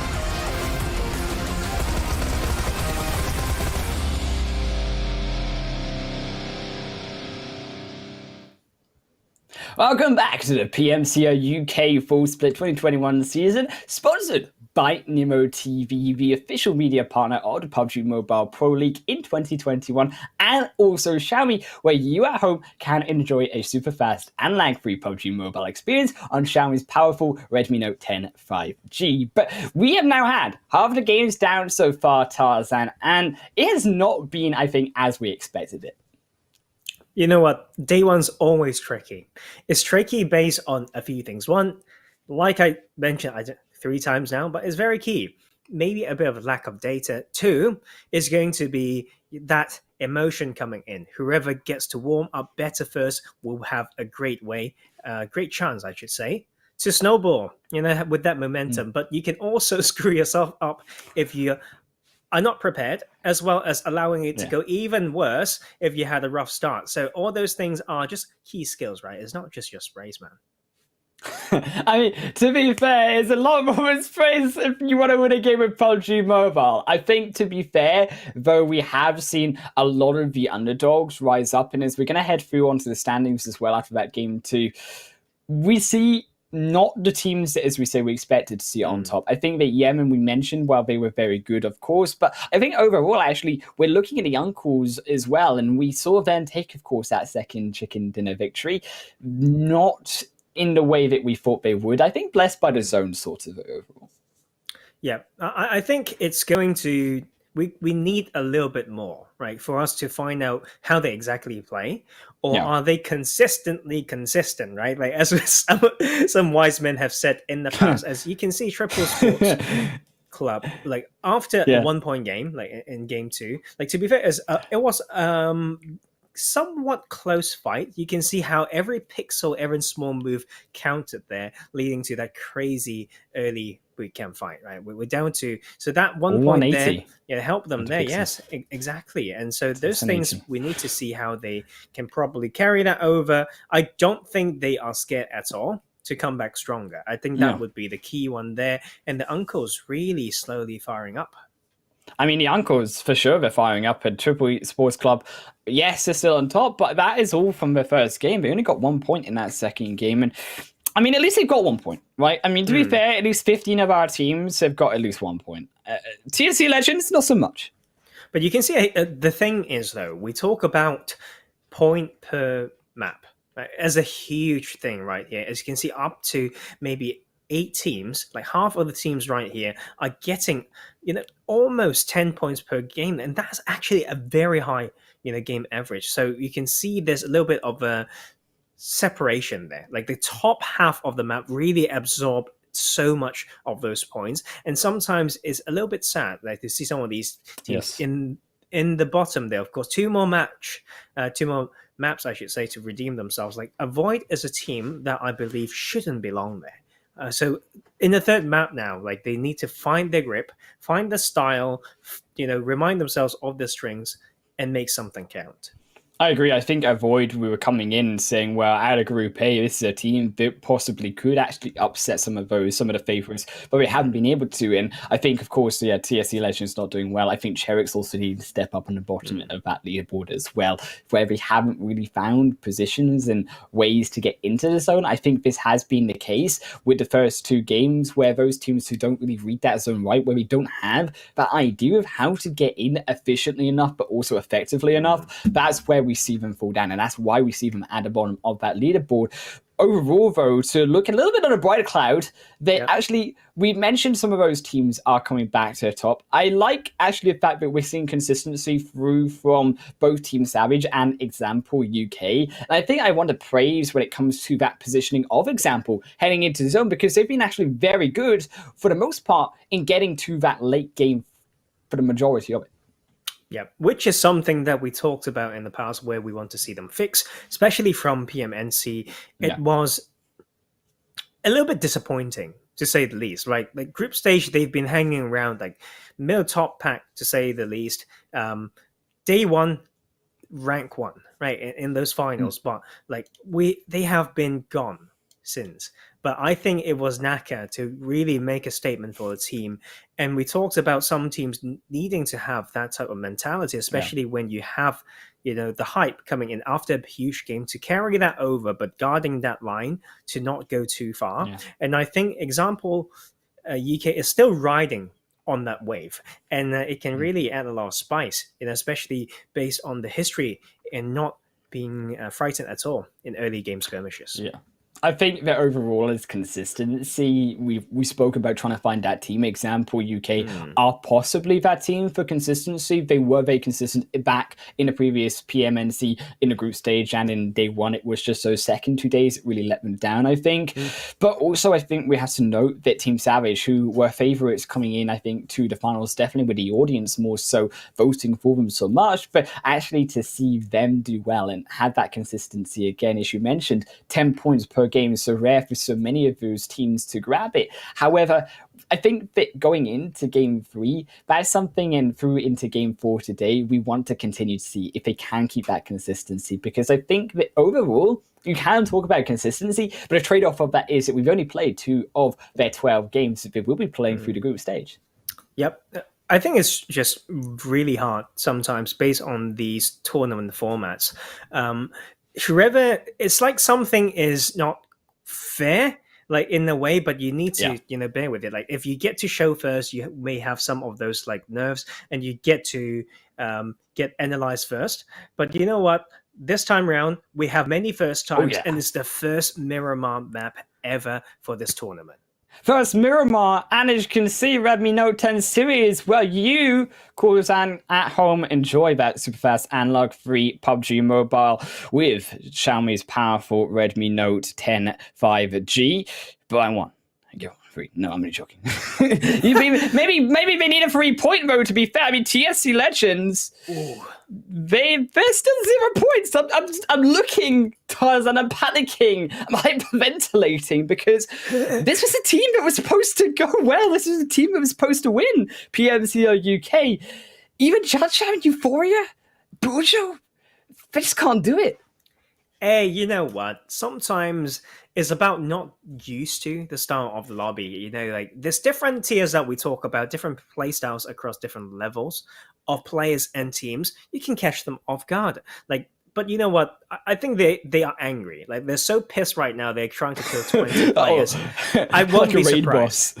I know, right? They like storm down everyone they see. I mean, to be fair, but not in an area where they could do that straight away. I think that you're probably looking again towards Chumacera. I'm very interested to see if teams do just continue to land on that path towards Chumacera. I hope and pray that they separate. I mean, separate not too much though, because I mean, look at an example. Cat and Aka, they're way down to the south, but Wrecker and Kindboy, they might be on an island of their own. Oh, it's hard. Like I think it's hard because first off, that plane path was from Impala to Valdemar. Like that is insane. It's very southern, and it makes so that the phase 1 can really slow down. Like when some of these teams are forced to be crowded on the southern side, whether they want to or not, to go for secondary drop spots, it's going to take a long time for people who will just run around, try not to get engaged on early if they decide to stay in where they drop, or for those who want to rotate away. Obviously, that's going to take some time as well, and you really want to be careful around that, especially after a decent game. Don't make me take my words back, Rupo from Team Savage. That would be a good retreat from El Arza, to say the least, and that would be Wreck and Black to claim that place to be home. And tricky circle on that eastern side, like the entry paths on that western edge will be tricky. Rupo. Big yikes. I mean, Tarzan, I'm not sure if it was like you don't want to see them do bad, or if you maybe just jinx them. I mean, a little bit of Maxman ink coming through here to you from that last event. You know what? Like, don't blame me. They've got so much chance, to make themselves look less shaky. Like these early game plans, and you can see that was just so bold as well, to drop alongside another team to say, hey, let's hot drop El Arza. But you know what? We'll come in, but we won't pick up anything, and we will slowly run towards the cast and rotate away. That itself can be highly punishable, but Red and Black didn't do anything there. We kind of get it as well, but Team Savage kind of dodged a bullet. Yeah, I think that overall you could maybe put it down to, well, Red and Black, but maybe not an aggressive team. We haven't seen them really take those fights, and we are taking those fights. They've not really been in the greatest position to do so. I'm still to really see Red and Black at their peak form, which we hope there is still a peak form for them. But also, I think to peak through for the Cherrics, because they have just not had the rotations, have not had the real, I think, synergy as a team to rotate efficiently into that zone to even find those fights. We've seen them drop down so quickly in these last two matches. Yeah, you know what? Like sometimes it's those pacing, right, of the rotations that I'm looking at to really be a great indicator of the level of the teams. Like you need to have it reasoned. Like if it's so close to, for example, one of the strongest spots on the map, you want to get there earlier. You don't want to like lag around and do like nothing. And sometimes coming into these, you need some preparation. First, we have Team Raid trying to set this up and slow down the rotation from Icud is much needed, as Icud's just like not ready at all. How can you not be in some of these so key spots? And that's how you almost losing to Raras. You know better than that, but they are continuing to peak and challenge this. But now Zide on their own, and a body is moving in. A body, they have now a third potentially to them, but he doesn't go for the shots. He instead gets caught from behind. And Raid, what are you doing? You need to look 180, because Icud are coming straight back over the top. Raraz will fall, though, and finally with help from the back end, they will be able to silence Icud down. They keep their 4-player alive, but that was a little bit dicey coming through. I think they're kind of helping it a lot there from the back and Triple Sports Club, that they have heard those shots, and you know that they will also be interested in that potential fight. Yep, I mean, but you know what, before we talk about Triple, that was so weird. Like, Obadi's just like, okay, I get you've got the numbers advantage. He just ran down. Like, it's so disrespectful the way that they play that. Yes, you trapped them. Well done. But the way to finish that fight was not clean at all. I don't think it's methodological. I don't think it's well paced. I don't think it's clean or quick. Let's go back to the old phrase. I don't know. It's between bad and worse. Should we just put it that way? Yes, you got 4 points, but they really need to tighten it up. Like, of course, by putting it out there, they can hate me for that, but I think we can all see how punishable the way that they've it can be based on how both teams played that. That could have easily been a knock. You could see a second knock maybe coming through from that final curb player. Maybe they didn't first through that final member of Zide on the backside. So actually it could have gone worse, right? They could have actually ended up in a situation where we're down to a solo player. You're trying to fight a 1v2 situation. You're trying to revive your knocked players and from behind the other hill, because they weren't together. Keep in mind, Raid, they had Furkan off the back end, who wasn't there in the fight to really begin with. We look at rotations, though, and I think to really speak here, coming out of Chumacera and coming out as well from Picardo, these compounds, and heading in further to zone. These are what I'm really interested in, because, well, we got Uncle and we got Curd Victory over here on the Chumacera side, but I'm also nervous to how Triple are going to rotate out Picardo, because so often we see teams get a little bit too comfortable on those lower tier play from teams, and then they find themselves caught in a position where we're trying to rotate it out of Picardo, or similarly, we can phrase this through onto Chumacera as well, and you're edging yourself down into really more open, into more expansive and more vulnerable here land on Picardo, or Miramar, should I say here, where you can be easily shot down. Yeah, and so those will take some time, like for either individual players to develop, as well as team. I think this is the key thing for teams to teach each other how to remind each other how to play the game in basically good PUBG, I should say. But like right here, when we have these early skirmishes, like the uncles were in position to actually punish, to set up a trap, but they opened fire in a way that put themselves in the back end, because they've also got the numbers disadvantage as well. So this just allow Curd Victory to say, you know what, we're going to play this safe. That overwatch from high ground to preemptively safeguard that rotation was key. But we have more because the skirmish is going to break out on this hill. And Quexa as well here, Tarzan. They're moving in. They're moving for that flush. You can see the molly does go wide. It does separate that rotation through from Saint, but they have a buggy. They have no mercy. So it's not going to be a full-on entrance just yet. However, you do have a car. They are entering in from that other side. So Saint, a lot of work to do on this front side. There's no mercy. Also going to smoke road themselves to the rest of their team. But it does look dicey. I think this tequila overwatch from Kurd, that's what's really going to matter. You know what? I think the question is, do you have to fight that? I feel like the uncles can test the water, can try to locate certain enemies and find a way to get out. There's certain lip on the hill that is actually possible for them to reset. And I think for a Smile to go over on the other side to overwatch from a far further angle is extremely important. But Curtis Victory to have that one player to look from the high ground is important. But right now, both of those teams need to ask the question and answer it by the rotation. Do we fight now or do we move? And if we gotta move, and whatever they answer with, either of what they need to know how and set a timeline for that. But I mean, how do they move? Because when you look at those positions inside zone, now no mercy getting caught out. Quexa, they found a Nox, and that's a crucial pick because now that front line has gone and Kurd Victory, they can start to press their situation forward. Saint and now also Smile, they have to move back because also look at the backside. Raccoon also flanking, so there's no more escape for the uncles. They have to take the fight, and Saint, they're trying to push back, but you can't push back because Kurd Victory, they've already surrounded you. But you know what? Like, they can stall so long. You know what? I take that back because they don't really have the loot to do that. So that is kind of what you may face in these early stages of the tournament. Full bandages. And reason, you don't have good enough information. So your whole phase one plan has been slowed down. And you know what? I don't like what Kurd Victory is doing here. There is a long way for them to go. They know they've got the numbers advantage. They at least knocked one. And then you should be from lobby, you know they are a trio. So that is them not using the advantage, and they are slowing down and hurting the chances into phase three. I mean, they're going for those knocks either way. They are trying to send the grenades on to Smile.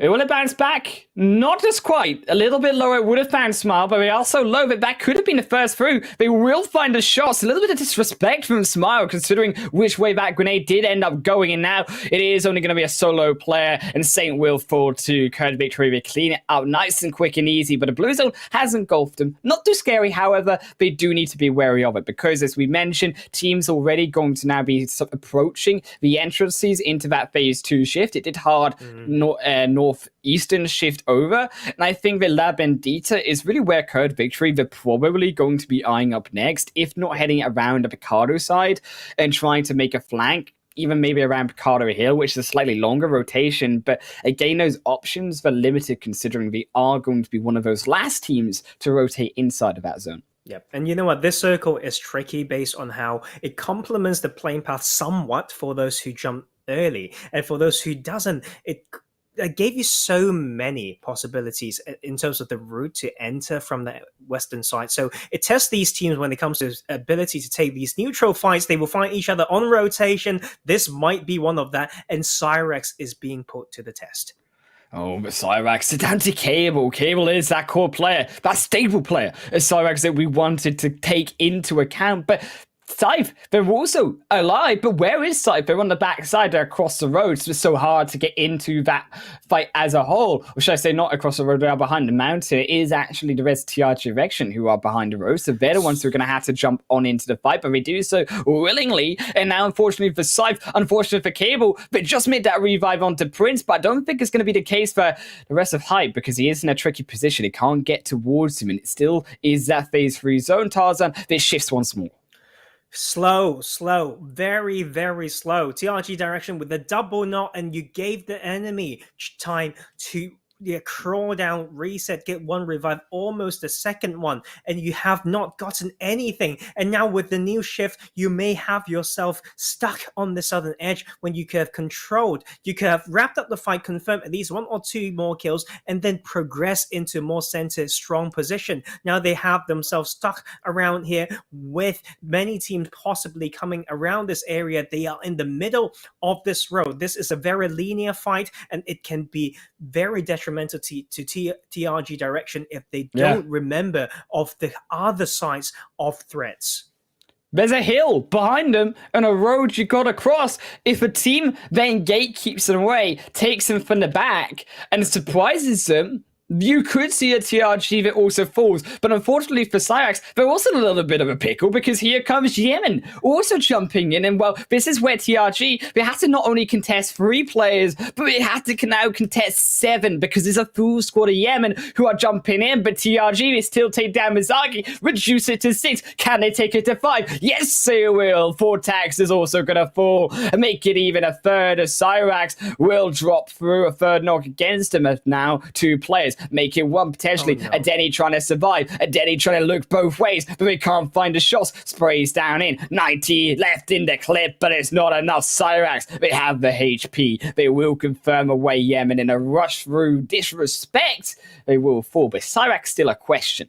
You know what? At least Cyrax did one thing right. They turned their audio cues off when they had to. Just don't move, don't move, don't move. And to transition into that, baited Yemen into position. And then at least Cyrax will go out with 2 kills. But this will be the same story. Still, like TRG need to think about it. They need to at least send someone. They don't need all 4 here to choke this side. Have a tactical split, then you can definitely funnel the side of Cyrax to choke them well. Right now, they have not made any adjustments from there. And they're trying to open fire to another direction. So right now, TRG is not making the most out of their situation, and they're trying to pick more fights than they can chew. And this is not a great way to play this game in this position. I mean, in the last 2 minutes of fighting now, 3 teams in a situation where you are slightly split, of course. So if you did find maybe a knock, maybe a void, take one of TRG direction down, suddenly Cyrax, you see that in the kill feed, you got Cyrax suppressing you from the backside, you got a void with that angle, you do make that decision to revive. Well, a void clearly can shoot you down because you've already had a player knocked in that position. So it could have gone so much worse for TRG. And I think that they are very lucky to the fact that they had the end of the zone, taking away Cyrax's potential, taking away a Void's potential, who also had to make that rotation in. Phase 4 does go over towards the junkyard, and around that center, around those hills, that's where we're really looking for these teams to take control of, because particularly the strength that you see heading in on all of that vision down towards the eastern side of that zone. It's a complete step down all the way to the edge. And you know what? This is going to be a cluster fight on the south side. Yes, it's 100 meters for some of these teams, but further than they think is going to be KV, TRG direction,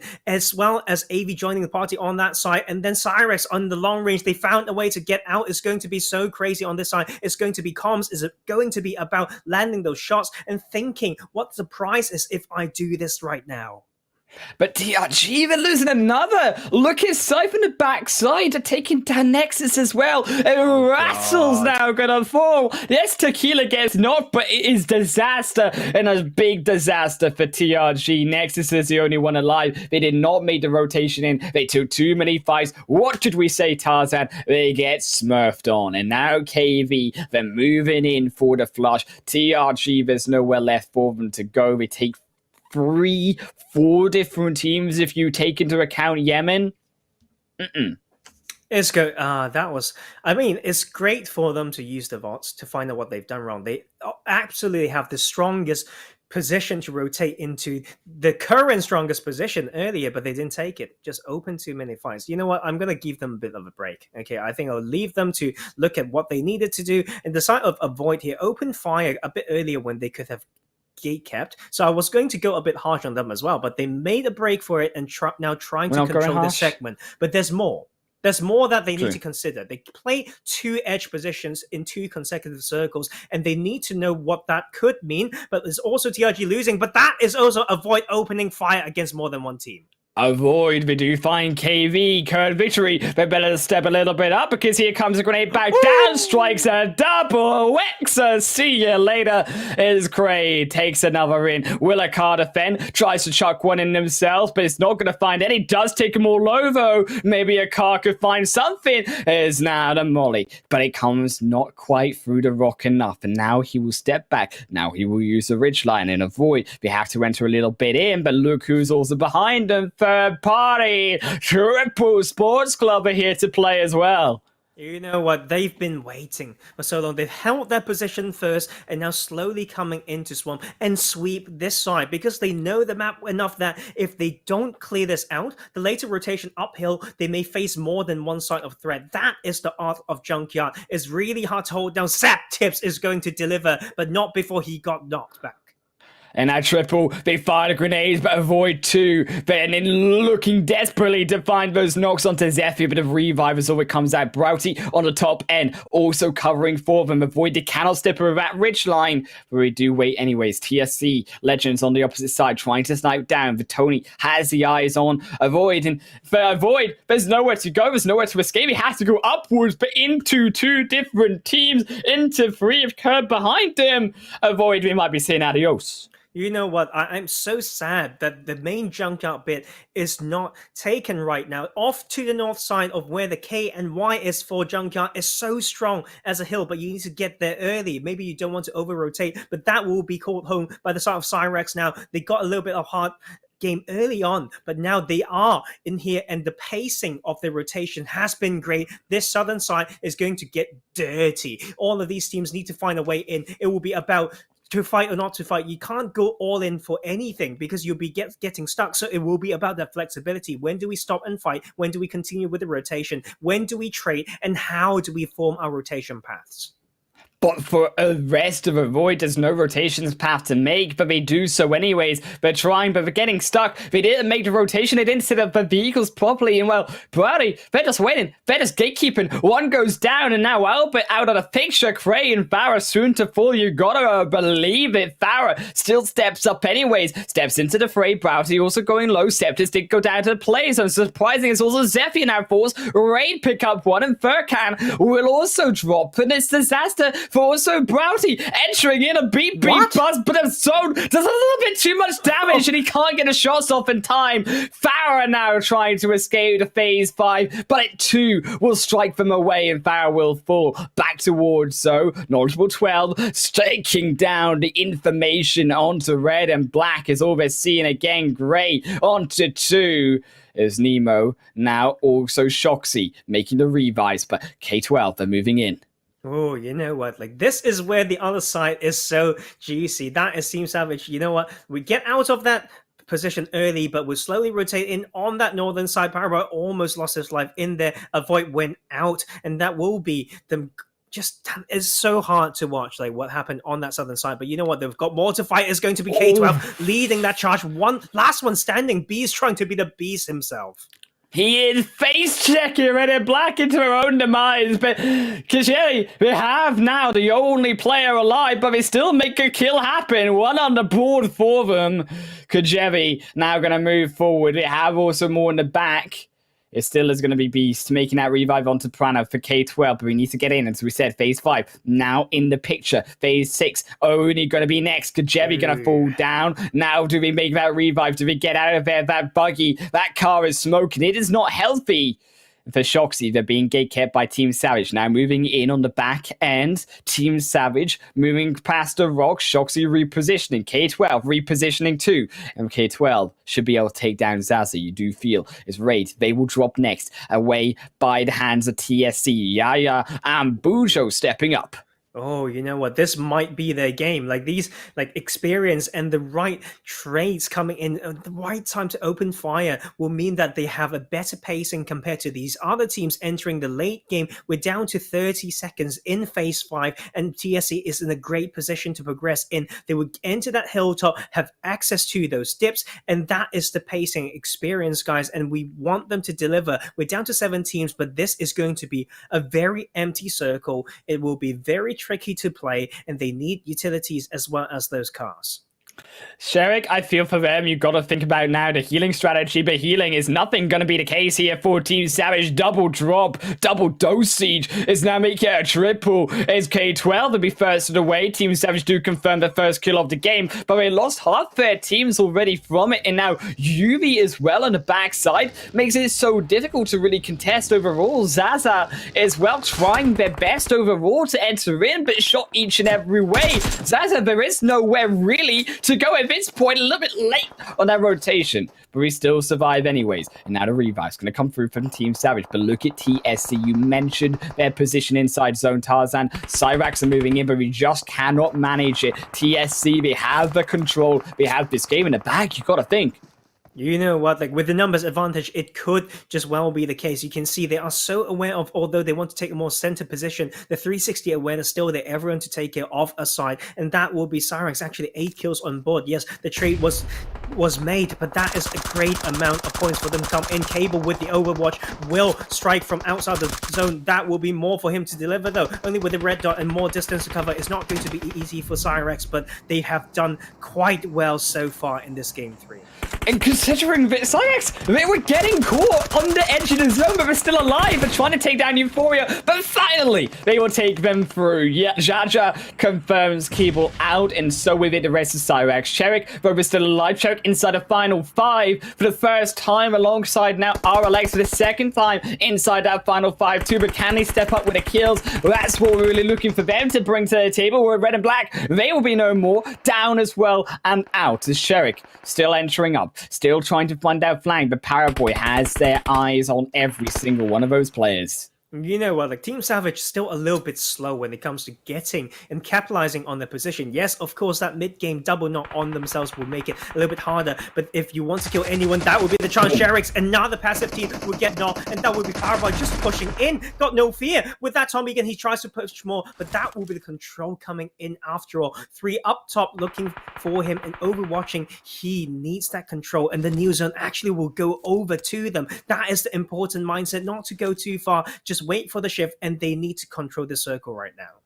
Team Savage should do control their circle, though if they can just step up a little bit more. It did shift over towards the northwestern side, and well, TSC Legend is 9 kills on the board for them. It's got a little bit of walking to do though, and walkies maybe Team Savage taking 4 around the rock, around the ridge line. Yuvi has their eyes on target Shadow as well, but it is a 3v2 situation. That is why you see Rupo off the backside, also rotating in, also trying to find that spot over the top. They found Tony, but can't first out to kill Rupo so low. He had to step back, but the zone is right behind him. And they pick Pinsett. They're getting cornered.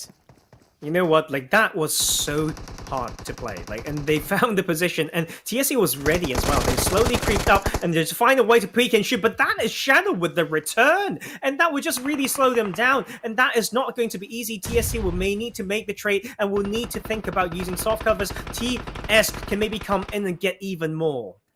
And TSC, they're still finding against them and no, but they're still finding potentially a way into this fight. Still, they have the ridgeline. They have now an entrance into zone. They make that revive happen. RLX now out from the backside, so we've not got a third party behind them. It's only going to be them, Team Savage, and the Sherricks inside this final 3 teams of the third game. Team Savage Shadow does spike out Bujo behind, does have the patience, but shoot him down. Go!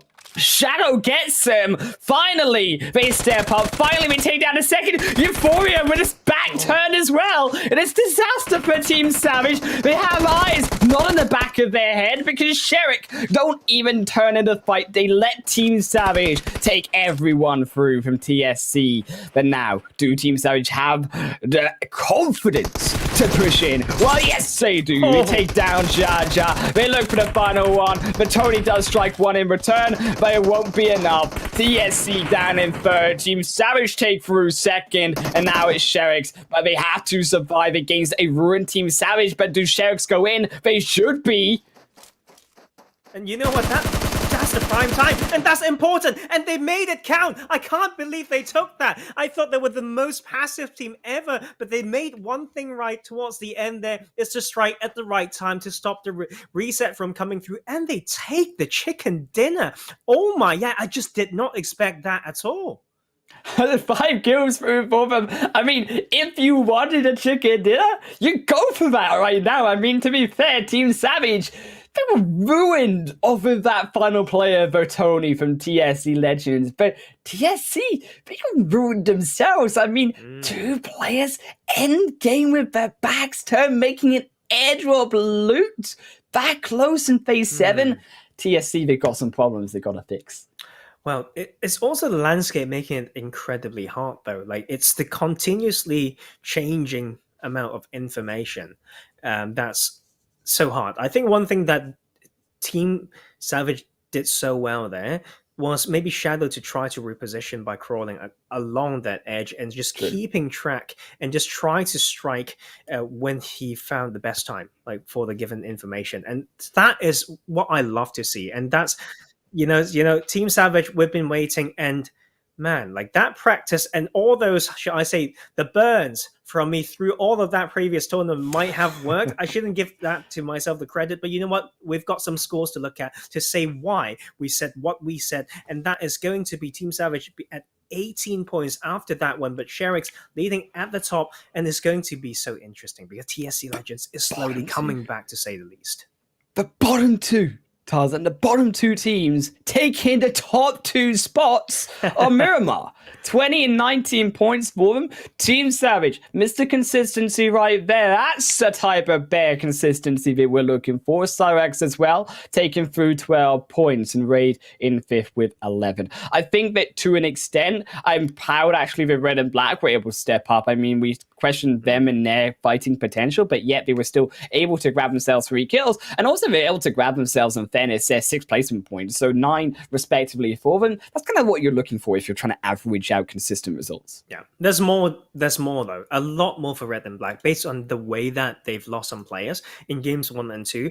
They need to come back in game 4, and also for the later days of the group stage to fix more things, right? To show there's a lot of, so far, right, I think across the lobby, there's a lot of, how should I say, indecisiveness would be the term. Yeah. Like, you can see they tried to do one thing, they thought about it, but to decide which one to go for has been so slow sometimes. And I mean, let's say it one more time, but TRG Direction got themselves choked right there. When they open on they open a file and realize they need to delete it, but they do the same thing twice or even the 3rd time before, and they would be like, okay, GG's. Like, and that is something that they really need to do you know what we were, Tarzan? They were like one of those like old like grannies that like stereotypical images of the old granny that like sees the link, the virus, and then like clicks it, and one is free loot, free PUBG chicken dinner, I'm taking that, and then clicks the link and then realizes, that's not what I wanted, and ends up with an absolute spam of players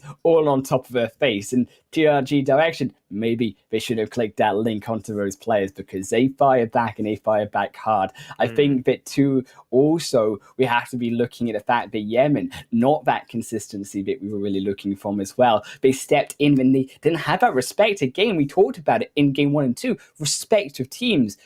Something that I think, yes, can be overlooked slightly, considering it is day 1 and we don't really have an idea of how these teams will rotate around and where they do like to position. But also, you do have to be, in a way, even more respectful day 1, because you don't know where they go. I think it was, I still can't shake it off. I think Team Savage is evolving, like, because there were so many times that you could, based on how they move, you feel like you could almost hear them saying that, don't move, yeah, wait, no, don't. But this time there's like, just push it. There's so many small skirmishes that they rather go onto the other side of that spectrum, and then they've been rewarded for that, right? So, man, I can't wait for this game 4. I mean, it's going to be quite insane, because a lot of bouncing back, a lot of change of dynamics. Game 4 is where we are heading, though, because it is only 1 break away, and then we decide who takes their final chicken dinner soon.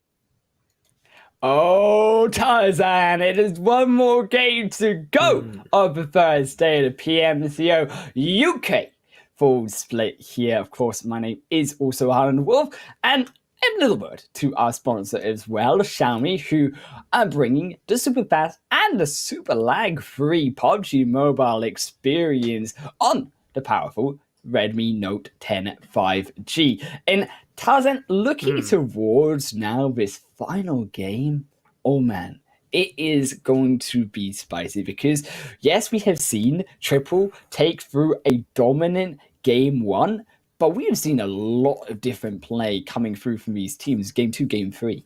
Yeah. I mean, there's no consistent team so far.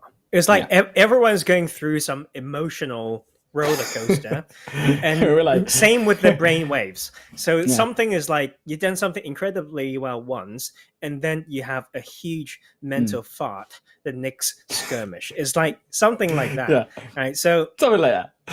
I don't know. I'm impressed, but at the same time, I'm not. So I don't know how to feel right now. But coming back to Erangel is going to be interesting because you get to repeat some of these fights, skirmishes. True. You've got your first bit of data that you can use and see how you can use that to your advantage. So I'm very excited for that. I mean, in the case of Cable and Cyrax, just hoping you don't get taken out in the moment you land from that parachute. That's what they're hoping for as we head through to the overall stats, see exactly where Cyrax and the other 15 teams are currently positioned on after 3 games here. And Team Savage, well, they're going to be on the top. I think no surprise considering that Team Savage were a very high respected team coming into this tournament, and to see them at 48 points, just surprising they hadn't actually won a chicken dinner just yet, but it is still early days. Triple Sports Club as well, the Uncles, 2 more teams who I think we kind of expected from Group A as well. But I do have some comments though. Like for Team Savage, I mean, seeing them grow through PMNC, there's still certain styles of play that they need to master. Like they have 1 or 2 ways. I feel like they've got their own way. Should I say it that way? Like they've got their own way to play the game and win the game. They've refined it, but you need more than one repertoire. Yeah. Is my feeling for this team. So they will be stretched and tested. I hope the Flame Paths and Circles will put them through that test. If they are really worth being in that top spot, they need to be very dominant, right? In different maps, different type of shifts, in different situations. So right now with a 16-point average, that is a great way, to start this group stage. But you need a lot more if you want to be at the top after all these games in this tournament. And as well, heading through to the rest of this leaderboard. Finally, hallelujah! TSC Legends, they are finally our 16th team. Yes, they do exist on the leaderboard as they pick up 19 points from that third match on Miramar. But I think more importantly, the surprise of TRG Direction, we talked about them on a little bit of a decline. 5 points after 3 games, and it's not looking pretty. I almost feel a little bit bad. I feel like I have joined forces with the gods of PUBG or the rest of their enemies in PMNC to send them into a slump that they have yet to find a way to bounce back. But you know what? Like that is life. Like I just cast as we need to, and sometimes being able to bounce like from those moments or from those type of plays is part of what it takes to be one of the best players. Your mental needs to survive that. Always, right? So that will be the comment there, like harsh as ever, I would say, but reality, but reality is more harsh. To be fair, the scene is more harsh. To be fair, and the thing is, there will be naysayers or whatnot, but when you make a bounce back, when you make a statement, when you play well, I will promise you that you will get the credit that's due. Right? That is the only thing that I can say.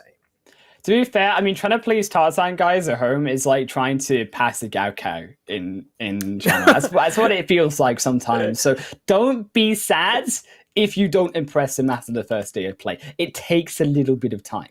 But I think also to really impress, I really want to see something a little bit more coming through from RLX Esports, because only 7 kills, but 22 placement points. Yes, they're brilliantly consistent so far across these last 3 games, again inside that top 5, but very passive. I think the thing with this type of stats is that, one, we have to wait to see if the trend continues. If it's still that way after maybe 2 more games into their second day of play, then that really shows that they have strengths in rotation or maneuvering through the map, avoiding actions, but not making the best use of the positions that they pick to hold. And that is usually the indication there. So it's actually not that hard to fix. Sometimes knowing that macro play, knowing how to, live till that end game is a lot harder. But the 3 games now, that will be, they're getting there, but we need more. We need more. And certainly on a journey, as we say, but it's still a long and crazy wild journey to go. I think that going into this 4th game as well, we will dive straight onto the playing path. And a final word to our sponsor here, Tarzan, as well. The most beautiful 4th match here with none other than Xiaomi, enjoying here always a super fast and lag-free PUBG mobile experience on the powerful Redmi Note 10 series. As you can see on your screen, that is some beautiful stuff. Wait. We've got a little bit of a repeat, didn't we? It's a little bit more northern. This time around from the other side. We had, what was it, a Lepovka? Another mansion to hospital, and this time around we'll say, hey, let's go from the left side, shall we? So we will have one going through Quarry all the way to Stelba. Once again, testing Cyrex. They need a secondary drop spot. That's very, very important right now. And but if they don't, they need to find a way to get in now. So it's tricky. But last time it's so far from military base island that we don't know. We haven't established whether there's more teams who love that southern island Wolf. I think for Cyrax, they definitely can see in the first game really struggling. I think, of course, their second drop spot being taken up by TRG direction and showing us something strong in that first game, but it was only for really a brief spurt because actually TRG, as we mentioned, they've only got 5 points so far after 3 games, and it is nowhere near the result that we were expecting coming through. I mean, I had TRG when I kind of predicted my teams to probably be inside the top 4 of Group A, at least by the end of this group stage. Not the case, so I feel anymore. That's where we agree to disagree. But you know what?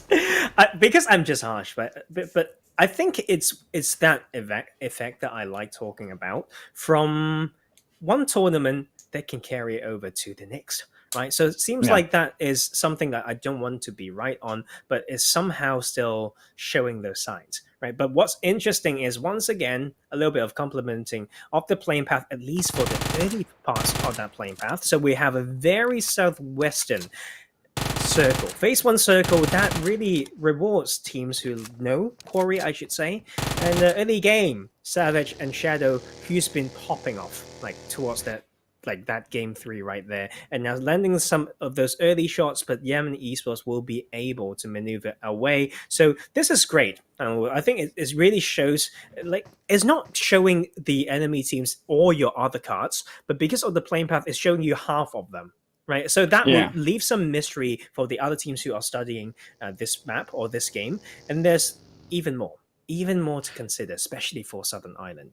Well, could consider the fact that this zone, Tarzan, once more has gone where the playing path started out, but of course to the western side of Erangel. So actually for these teams, a lot of who did drop later on, I don't think it's so undesirable of a point to have to rotate back into, considering that they still have a lot of that northern side to contend with. However, the fact that Georgia Pole and the likes of those hotly contested spots up towards the northwestern side will be in zone by phase 1 means that teams probably not willing to leave. So as a result, if you do decide to make those wider rotations, you're kind of hoping that that zone does shift again towards the southwestern side, because if it continues to stay to the northwest, you're looking at a position where you're trying to get across those bridges into Georgia Pole from the north, and it's just not going to happen. It's tricky, extremely tricky. I think knowing where to take, if you are very close to the center circle of phase 1, you need to know exactly what's the strongest spot. And I think the hard thing is to ask the criteria to define a very strong spot. And I think I can make some points around it, but I can leave it for some other coaching time. But you know what? You need to have a balance between places that you can strike to kill people with great elevation, but also like some risk-free scouting. But at the same time, give you enough information to inform of the next rotation if you need to move out. So you know what, I can probably explain that better, but I would say Quarry Hills and the surrounding has some great info, right? So you don't want to go all for in. Like too early for free coaching, for free coaching in day one. Maybe we save it for the finals, right? But TRG, right? Premier. Yes, it's like a secret like button we had to hit in Tarzan to give us some free coaching. I will try. I promise to hit that button for you guys. You know what? It deliver. may take them to hit that button. I sometimes I think to myself, like, do I need to be incredibly happy to explain something so excitingly or extremely pissed? I may need to be extremely pissed. Never mind, there's just different ways to get me fired up. But this time round, example team with a great start for today will need to take this team down, because TRG is lacking feel right now. If there's any team that you want to, make them sit down, go 6 feet under, that would be TRG direction, to make them feel like we didn't only struggle in the last phase of the last tournament, but we've continued. But it's their choice. It's down to themselves to get themselves out of that slump. I mean, to be fair, it's petrol or diesel, whatever petrol, diesel you're using here, any type of liquid you're using to fill up your tank. TRG, their car is still not moving. It is still running on empty. TRG now huddled in towards the buildings. Inside, Rattle on their own. Killer, Nexus together, but evil as well. Secluded away. And Rattle is being bombarded by grenades again and again, but at least it is early game, so maybe we don't have enough, but I will still find Rattle anyways. And Naka will confirm the kill through. We find a second potentially onto evil. Yes, they do on the opposite end. And now it's only 2 members of TRG left. They're trying to go in from the backside. Yes, they do find Rekko, but on the backside, they do find a second. They will confirm with Kindboy a third onto TRG. Maybe they strike back, but it's a 2-on-2 for now. But it's good. Like, that trait is good from TRG to notice the multiple sites that they can get the trait from. The Renox, those things are so important in the skirmish. But yes, they need to apply even more pressure. They need to find a way to branch out to find that. And your weak side awareness, as always. If you land here, you better know it like the palm, better like the back of your hand. And this time round, Nexus is the last one standing from their teammates failing to do that. Oh, he almost ran into it. Naka, that was so close. If that only got across that wall, that would have been a third down, for example. That could have been the end note for them. Captain also now joins in the back end of the fight, is finally there. But look at TRG, they lost Killer as well. Nexus is the only one there. They need to try and make that revive, but Killer is in an awkward position where actually he's on the front side of that shed. You have to go into the eyes of Example really to find that revive, and they are not going to let you do that because it's a full squad of Example back on their feet, and Nexus is being surrounded. Naka will also jump in from the outside. Nexus goes so low, and it should be an easy cleanup. Rekko staying low as well. It could be a 1-for-1 trade before he dies. Naka on the backside, still entering in. Example, come on! You can close this one out. Come on, guys. There we go. Nexus finally falls. You know what? Should I... Man, they could make that even quicker, right? Like, it's the numbers advantage is so well established that I think to be a little bit conservative in the early phase of the tournament is fine, but like we want that to be a lot quicker as well. Like, you could see the formations that they start off well when you're down to that one player, is you just say he's low, then you just all in, right? It's not like those end game compounds where if you go all in, you would just get shot from every side. But you know what? They made it count after all. And just really huge F in the chat for TRG direction. They need some serious chatting about it. To be fair, they just need one right thought. Someone to say one small speech that keeps everyone together. Like, that's the power of words. That's the power of someone who has the ability to maneuver and direct their team dynamics and all that stuff. You need some leadership. It's so key to be, have that spiritual leader as well. And it's beyond just gun skill. It's so much more in this esport. And for Kurd, I think as well, when we looked at their position, we talked about those Georgia pole spots, but not before down towards the south.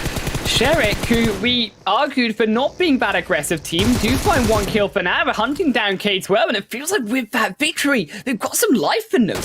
Oh, I love to see it. And this is a position for them to play loud. We talked about this area right here, very close to some very nice landscapes for Erangel 2.0. From this hill, you can get info from either side and just know when to strike. But that will be oh my lord. You know what? Extremely tricky. I think it's tricky because you want to be along shoreline to farm the funnel from everyone's trying to rotate on the shoreline. But if it ever shifts, back to the eastern side, then you'll be extremely sad, right? So it's a little bit of a bet for all of these teams, but like whatever the decision is about how they reach those positions and how they scout, get an opening knot, and how they trade that matters the most. This is one of the trickiest phase 3 that I'm seeing in here, guys, and this is just the first day of the tournament, and so many players alive still, like other than TRG Direction being out at 16th, we've only lost 1 player, but I believe towards the end of this phase, we may be in the 30s, arguably, right? So it's going to be tricky. Yeah, for sure. I think it's going to be tricky. How a hospital is still there. You still got a ridge line just behind it as well. So as much as you probably don't want to play around hospital, it's kind of difficult to get at that location. You can play the hills towards the south end. And I think that is what Red and Black doing here is going to be very favorable for them, because it's all about information at this point. You're looking to get information because so many teams, even phase 2 now, including phase 3 later on, are going to be very tightly clumped together. So by having that power in your hands, you're going to be able to make the smartest moves to get the most amount of kills later in the game. If you come in late, if you don't have that information in this type of situation, Tarzan, you really start to run on empty when you don't have any idea where to go. Teams are left and right beside you. And you end up in a situation where actually TRG were in the last game where you're trying to fight so many teams, but you just can't. It is extremely hard. I think they learned the lesson, but sometimes got, pushed towards the other extreme a bit too much. Sometimes that's the issue. Like if you just can't maneuver your mental state, I would say, and it's a group effort. Like obviously everyone's got their part, but it's just extremely hard if you don't have teammates to do that with you, right? But this is a great circle for one huge reason, Highland Wolf. I think it really tests or forced the teams and players to showcase what they know about the map. Like what are strong positions? Yes. How do you get some good splits, around a particular landscape? Which hut is particularly strong? Can you find the best hay bale? Can you play this compound this way? If you split, how big do your split need to be to cover all weak side? Like all these questions are extremely important, and I think those who knows that well shall be heavily rewarded as always. It's just map knowledge and hard work. But if you are in a situation like Team Savage, you're on that coastal line, how do you control that? Because you are on the edge with a location everyone wants to take.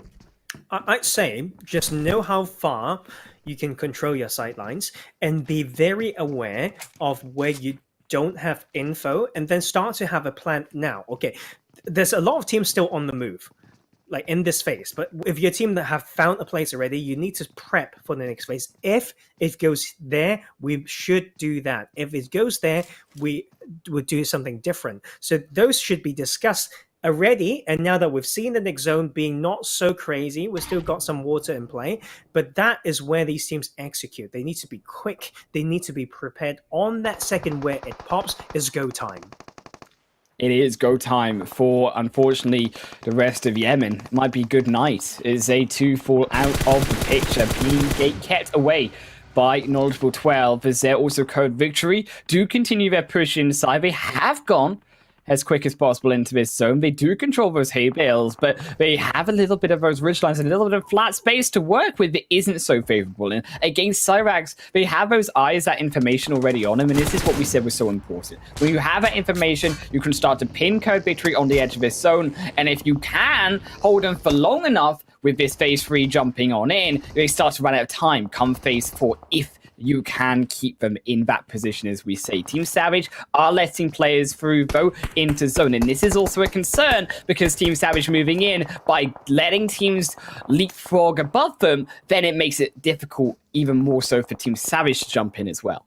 Yeah, it's just extremely tricky. Like the small things to say that the teams need to do, the minimum amount would be to at least repark the vehicles if they have a compound to just assess where will the teams get funneled in from, and then What is they your just get need out to strategy? exactly. Right? Like you always need to have an exit strategy, and sometimes you just need to keep reassessing and like think about whether you can get like what you can get by firing certain shots. Like if you are in the compound with a lot of potential to very open on the outside, you really want to hold that. But you know, RLX, we haven't seen them well today, and I don't think we will if this is how they enter phase 3. Oh, I mean, RLX, unfortunately, it is curtains for them. Two already on the coastline. They lost all their vehicles. Guru now has been spotted as well in the ocean.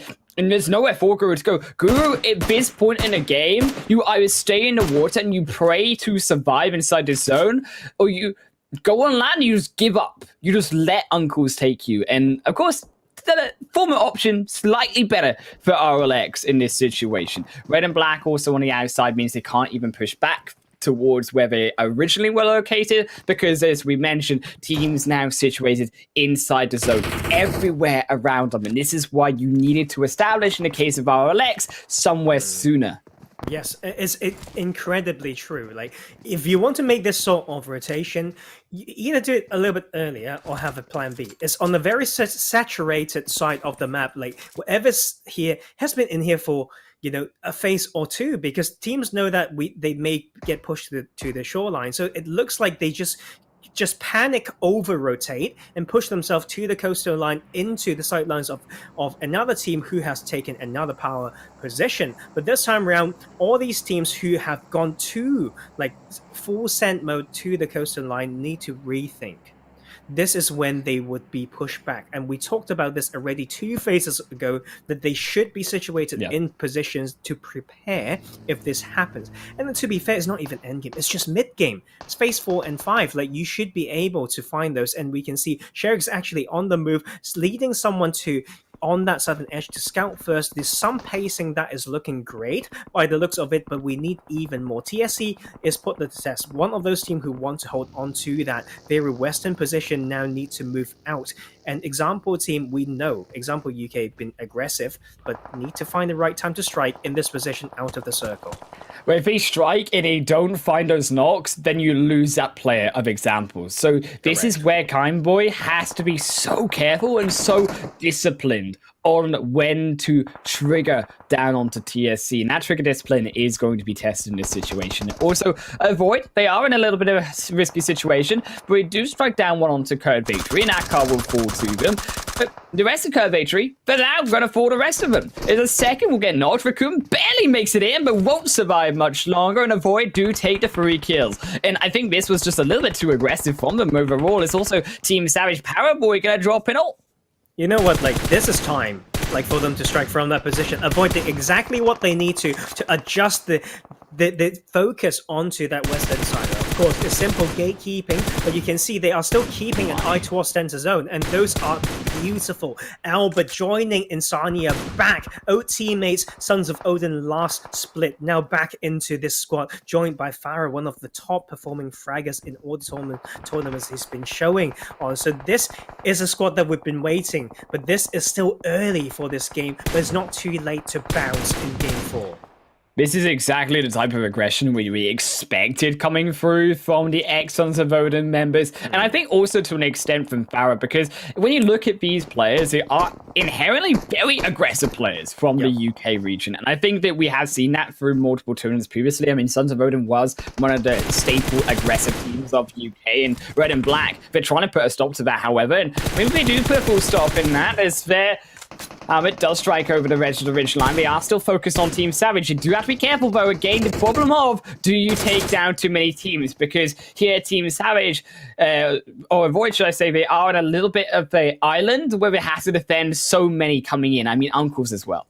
I mean, they've done the job, like half of the job. There's more for them to take. They know that it's been so busy on coastline. They still need to like put resources onto that side. I'm happy that they are somewhat doing that, as we see from the top right of the map. That like those small arrows there is so important when you try to funnel and analyze the game, like your own play and your enemy's plays. And those are very key indicators to how a team can play and execute. But to our disappointment, Triple Sports Club is out at 13. Yeah, unfortunately, a little bit of hectic plays down towards the south does cost them their lives. It's K12 also losing one to the zone. They're going to have to make a wide journey because that zone shifts all the way to the northern side and back into the open field. So we're going to see now, Tarzan, how teams can navigate those ridge lines, how they can navigate those hay bales, because they are what is apparent inside this phase 5 shift. But Team Savage, they might not live to tell the tale. Already 2 down once more. Yes, they made the revives once before, but I don't think this will be the situation for a second round. Team Savage, yes, they may survive for now, but where do they go? I mean, also now Red and Black, they have found their entrance in. They do now have a little bit of an avenue into zone. Those knocks onto Team Savage might have done enough, but now the revives has come through, and it's a 4-man squad for Red and Black. They're entering through the smoke. They're entering into the fight, and Shoxy solo barely survives. You know what? They missed a key window to rotate. They know that there's a void is from that side. They need to enter as well. So like Red and Black need to enter before a void puts more pressure. They even went on foot for a short while before noticing that their cars were behind. That was terrible by them. I hope they can really survive that. But TSC also losing the prime time to rotate in. Now Bougers will slowly bleed out. They're down to 2 players, and there's still like enemies in there with very dedicated gatekeeping duties. Oh man, and now Avoid and Sanya on the rotation in, but it might be a little bit too late. Albert has been left to gatekeeping duty on everyone from the back end, but look, they're holding the fight. Red and Black are still there, they're still alive. They are finding now those picks, and now also Avoid, they lose Farah, they lose Insania. It's 2 down for them. Albert barely alive. They do take through Jaja, the Tony for TSC. Legend is a solo player. Here it might be a solo rest for Red and Black, as they do lose 2 as well. It is Nox, but no team falls down just yet. Maybe it will be R&B though first, because they lose a 3rd, but down to only Nemo, and they're not going to find that revive. They're too quick, too far away on the Nox from every other side, and now it is 4 kills for Avoid, but they have to move Albert in. They need that extra support, Tarzan. It's extremely hard. Like this circle is so hard because a lot of them didn't expect it.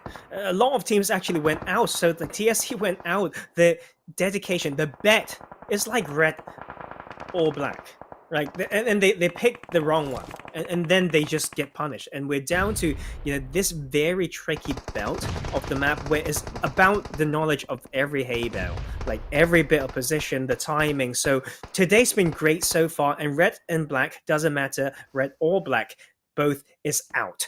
And that is the problem with the rotation from that position as well. But Sharix may be here to get even more, but we may have jinxed them as they lost so many and down to 1 player right now. Down to 1, and Raid also up to 4 inside the zone. Tarzan, they get it gifted to them. We talked about gifts maybe being a little bit of a blessing in disguise, maybe be the devil here of Raid, because there are still 8 other teams alive, and there's a lot of players to try gatekeep away. Knowledgeable 12 also entering in for the south side, but look alongside them, you still got those members of, I believe, Cyrex moving in too, so they are alive. They are here to try stay inside this game. It will be example team. My apologies here, Cyrex. They are still alive, but slightly more towards that lakeside. Inside the houses, they will stand, but outside the zone, they need to move in. You know what, like Cyrex been playing great. Like they had many chances to open fire. They have certain splits, they've got sight lines, but they just want to play the map first, and they pick this side, and it's been rewarding them. They will come in with great numbers advantage, and they are still striking, putting a lot of pressure. They did not need to use a lot of utilities. This is looking great for them. Yes, I know they're on edge, but we're looking at the cluster in the middle with everyone's just really hurt. This is great from Cyrex. This is what we want to see and expect from them.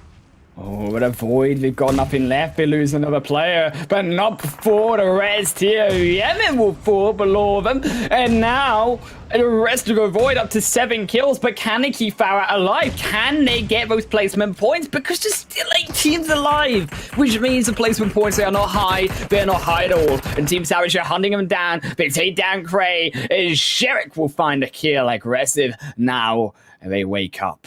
Avoid maybe going to sleep down to the final player. But we find Shadow. We put Shadow to sleep. Good night, sweet dreams. Maybe see you tomorrow, because now Savage are in a problem. Here is they also down to 2 players, UV and Rupo. They're split. They're on their own. They're isolated. Farah sends a grenade straight onto UV's face, but it goes wide. He stays alive for now. Second, cooked up too. Oof! But the weak side, it's so hard. I think in this type of situation, yes, you get some elevation from standing, but as it just everyone's trying to crawl in from the edge, it like standing up just draws a lot of attention. But sometimes it's just between bad and worse, like when it comes to the options. So like this type of elevation that we see some of these players want to do in these central small houses is extremely OP. Only if you know how to get up, and I don't think that is easy. So no thank you is what he says, and no thank you is what Raid said, and Raid will take them down. But also from the outside is where the risk can always be around these hard covers. Oh, and now Raid, though we have the players alive, but the zone goes away from them. An example, UK, they take that zone, they take the ridge line over towards them. Still, Team Savage alive, they move in even further. And also Raid, as we mentioned, just down towards the south of them. But I think now the position is can example holders. Can example, as a 3-man squad, defend against the rest, because there's again hard shifts away, but they don't really have anywhere but that ridge line to control. It may be enough.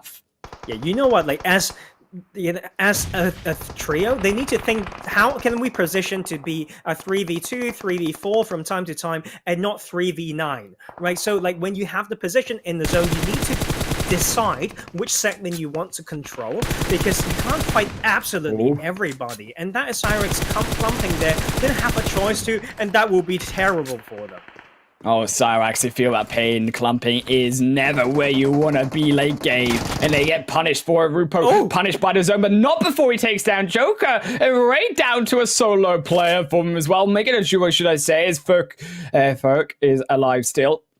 Furkan and now Scorpio move away in, but also insane Joker. They're crawling. They're desperate. Cyrax, they're desperate too. Solo health bars, 3 kills for them. They have a ridge line, but example, they have waited. They have waited until the end. Rekko has been spotted. Can they find Rekko? They need to find Rekko. The cable, the zone's going to eat him up instead. And now Prince and Hype are on their move. They're trying to evade what is the phase 7. Is going to chew them alive. It's going to spit them out in the face of example. And now Prince is on their own. Only Prince will survive. Hype surely cannot move anymore.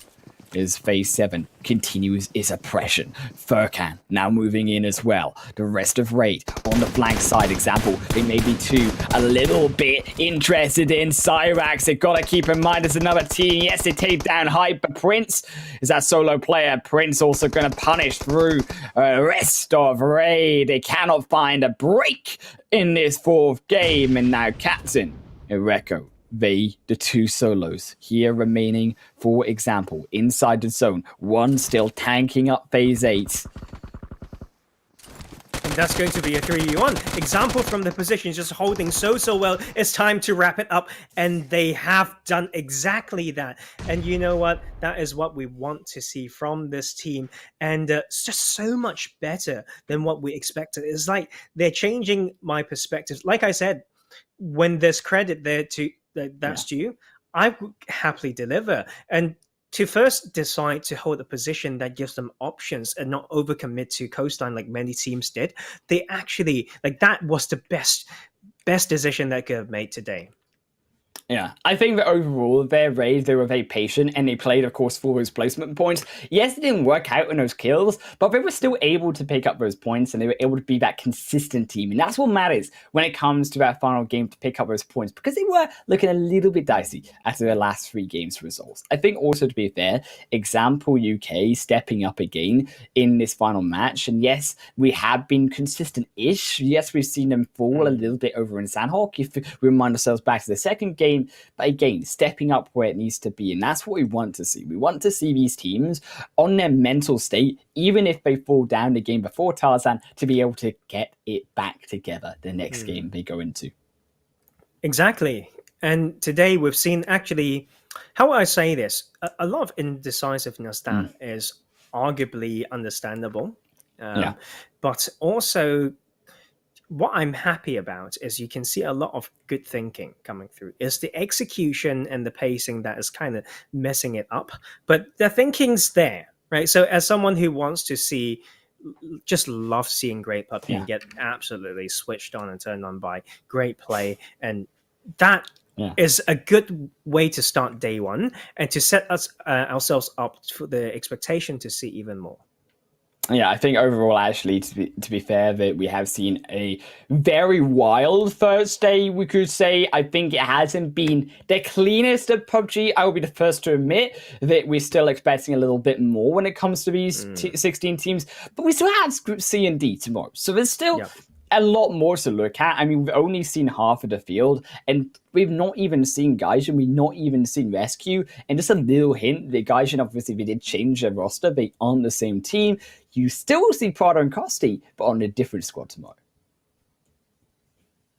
You know what? Like, that is the storylines are just nonstop, I think, for this region, because of the lot of roster changes and the fact that we've got a PMNC that has a different set of requirements. So it's a little bit of more friendly rivalry, a lot more, tactical and mind game. Oh, like, I played this tournament with them. They like going there. And this time around, we're enemies. So we're going to do that. Will that work as a chess game? You said maybe like it's a little bit too hard of a game. I don't know chess, but you get the idea, right, guys? So the interesting thing is still that people might not have thought about is these teams between the two groups. Should I say, like, against the other group? Yes, you will not see the same group again unless you make it to the final. So that is it. Like, so you can study them, but what for is what you need to think about. Like, you need to first focus on teams in your own group because you've played them many times, right? But if you will play them at least like 12 games. Right, so if we did the math correctly, so the planning is key here, and I want to see a lot of good plays, and have people in our DMs and say, you know what, I like that comment and whatnot. We've done this, and we are confident. So you know what, like, feel free. We're up for some stories. But get this. This is what is wild. Is that Group A and B, they're not going to face each other again in this group stage. So every single time these groups face another day of competition, they're facing a different set of 8 teams. And yes, I think rightly so, they are going to do their homework. They're going to have to do their homework in tomorrow for Group C and D, because Group A and B, well, A is facing C and B is facing D day 3 and day 4. And equally, Group C and D, they're going to have to do their homework today if they haven't done already to be able to catch up what Group A and B can offer for those days as well. And I think those who do that preparation work, those who do that really important pre-game, before you even get down in the playing path, understand where you go, it's going to save you from these mistakes like we've seen today. Like Cyrex getting hit down, game number 1, first, second in the game. And like we saw so many times, teams may be splitting. Game 3, for example, where Example got so split overall, but albeit we have had 4 games, we have to see even more in tomorrow Group C and D, as we said. And this is, before we head through to the end of tonight, the results after 4 games here. Tarzan from Groups A and B. Team Savage still in the lead. Example, with that dominant victory, do take that second position. Very, very good point average there. And you can see the kill points is because they've been surviving for so long. I'd say in these games, they slowly getting those kill points as well. But like placement point really leading, they're almost a 15 point match average. That is great to see. And Cyrex, I'd say, would be the team that actually haven't disappointed taunted us. Like, I think, yes, it's a little bit of cold feet or whatnot to start off with, but the style is coming through. Even in the late game earlier that we saw in that last game there, like Cable tried to enter from away to buy time for his other teammates to enter. So there's certain basics from the team that really is still there that explain why they did so well in the previous tournament, and there's more to show. Yeah, I think as well, considering that Sherrick's actually on this leaderboard, they've been able to grab themselves to 8th position. Considering it's Sherrick's, but on 1 point after game 2, they've done massive work. Yes, they kind of got a very passive game 3, a lot of points there, but all credit to them, they were able to survive to that first place, and actually they did decently well in that final game as well. So they were able to grab themselves a point where it counts. They were able to grab themselves 11 kills and those 19 placement points. Not so much can be said, I think, for some of these other teams. Like we mentioned about TRG Direction, still to get off the bottom in 5 points. But I think, as you mentioned, very surprising that Avoid haven't had that series of games that we thought they would. Yeah, I think it's the same for TSC Legends. There's something that I feel like is within the team, that there's some sort of maybe difference in play styles that hasn't really come together yet. And I think that is definitely one thing that affects the team when you just keep playing with different people. Yes, sometimes you need to play in a different environment to learn things that you otherwise wouldn't. But especially for PMCO, you really need to put everything in. Like, this is where the difference actually is being made. You can get picked up by a bigger organization and whatnot. This is where even, the money amount of like prize money that matters really come in. So like, it starts from here, and this is where I want to see this region slowly get stronger as well. And I think very much so a cultural thing sometimes in terms of how teams end up being. And you can see that is exactly why certain regions have certain teams being incredibly strong, because in the culture, people fix things than leaving things or whatnot. So I don't exactly know. We're very mixed in terms of like that background. But you know what? Like, using this same chart, we'll progress into seeing these teams into group C and D, which we'll see tomorrow. Yeah, and rightly so. Excuse me, which, hint, hint, do have Prado and Costi, so we'll see what they can bring. Very aggressive, mind you, from PMNC. We'll have to see if they keep that up, as well as Conqueror. UK, I think, really the other favourites coming in from this list of Group C. And also we'll have a look at Group D, we got to imagine, as well. But I think there are, when it comes to Group C and D, a lot of unknown teams, considering the opposite that we saw in Group A and B, right? I mean, yes, also you have in Group D Most Wanted and 777 and Arena 51, who all came through from the spring split. But the rest of these teams we've not seen before, I think, apart from Spilt, to be fair, and PMNC. I'd say Crazy Click Risk Up is also from PMNC. They just call Risk, I think, but they did pretty terribly, I have to say. It's almost like they don't belong, like at that level of play, but they made it here again. You know what?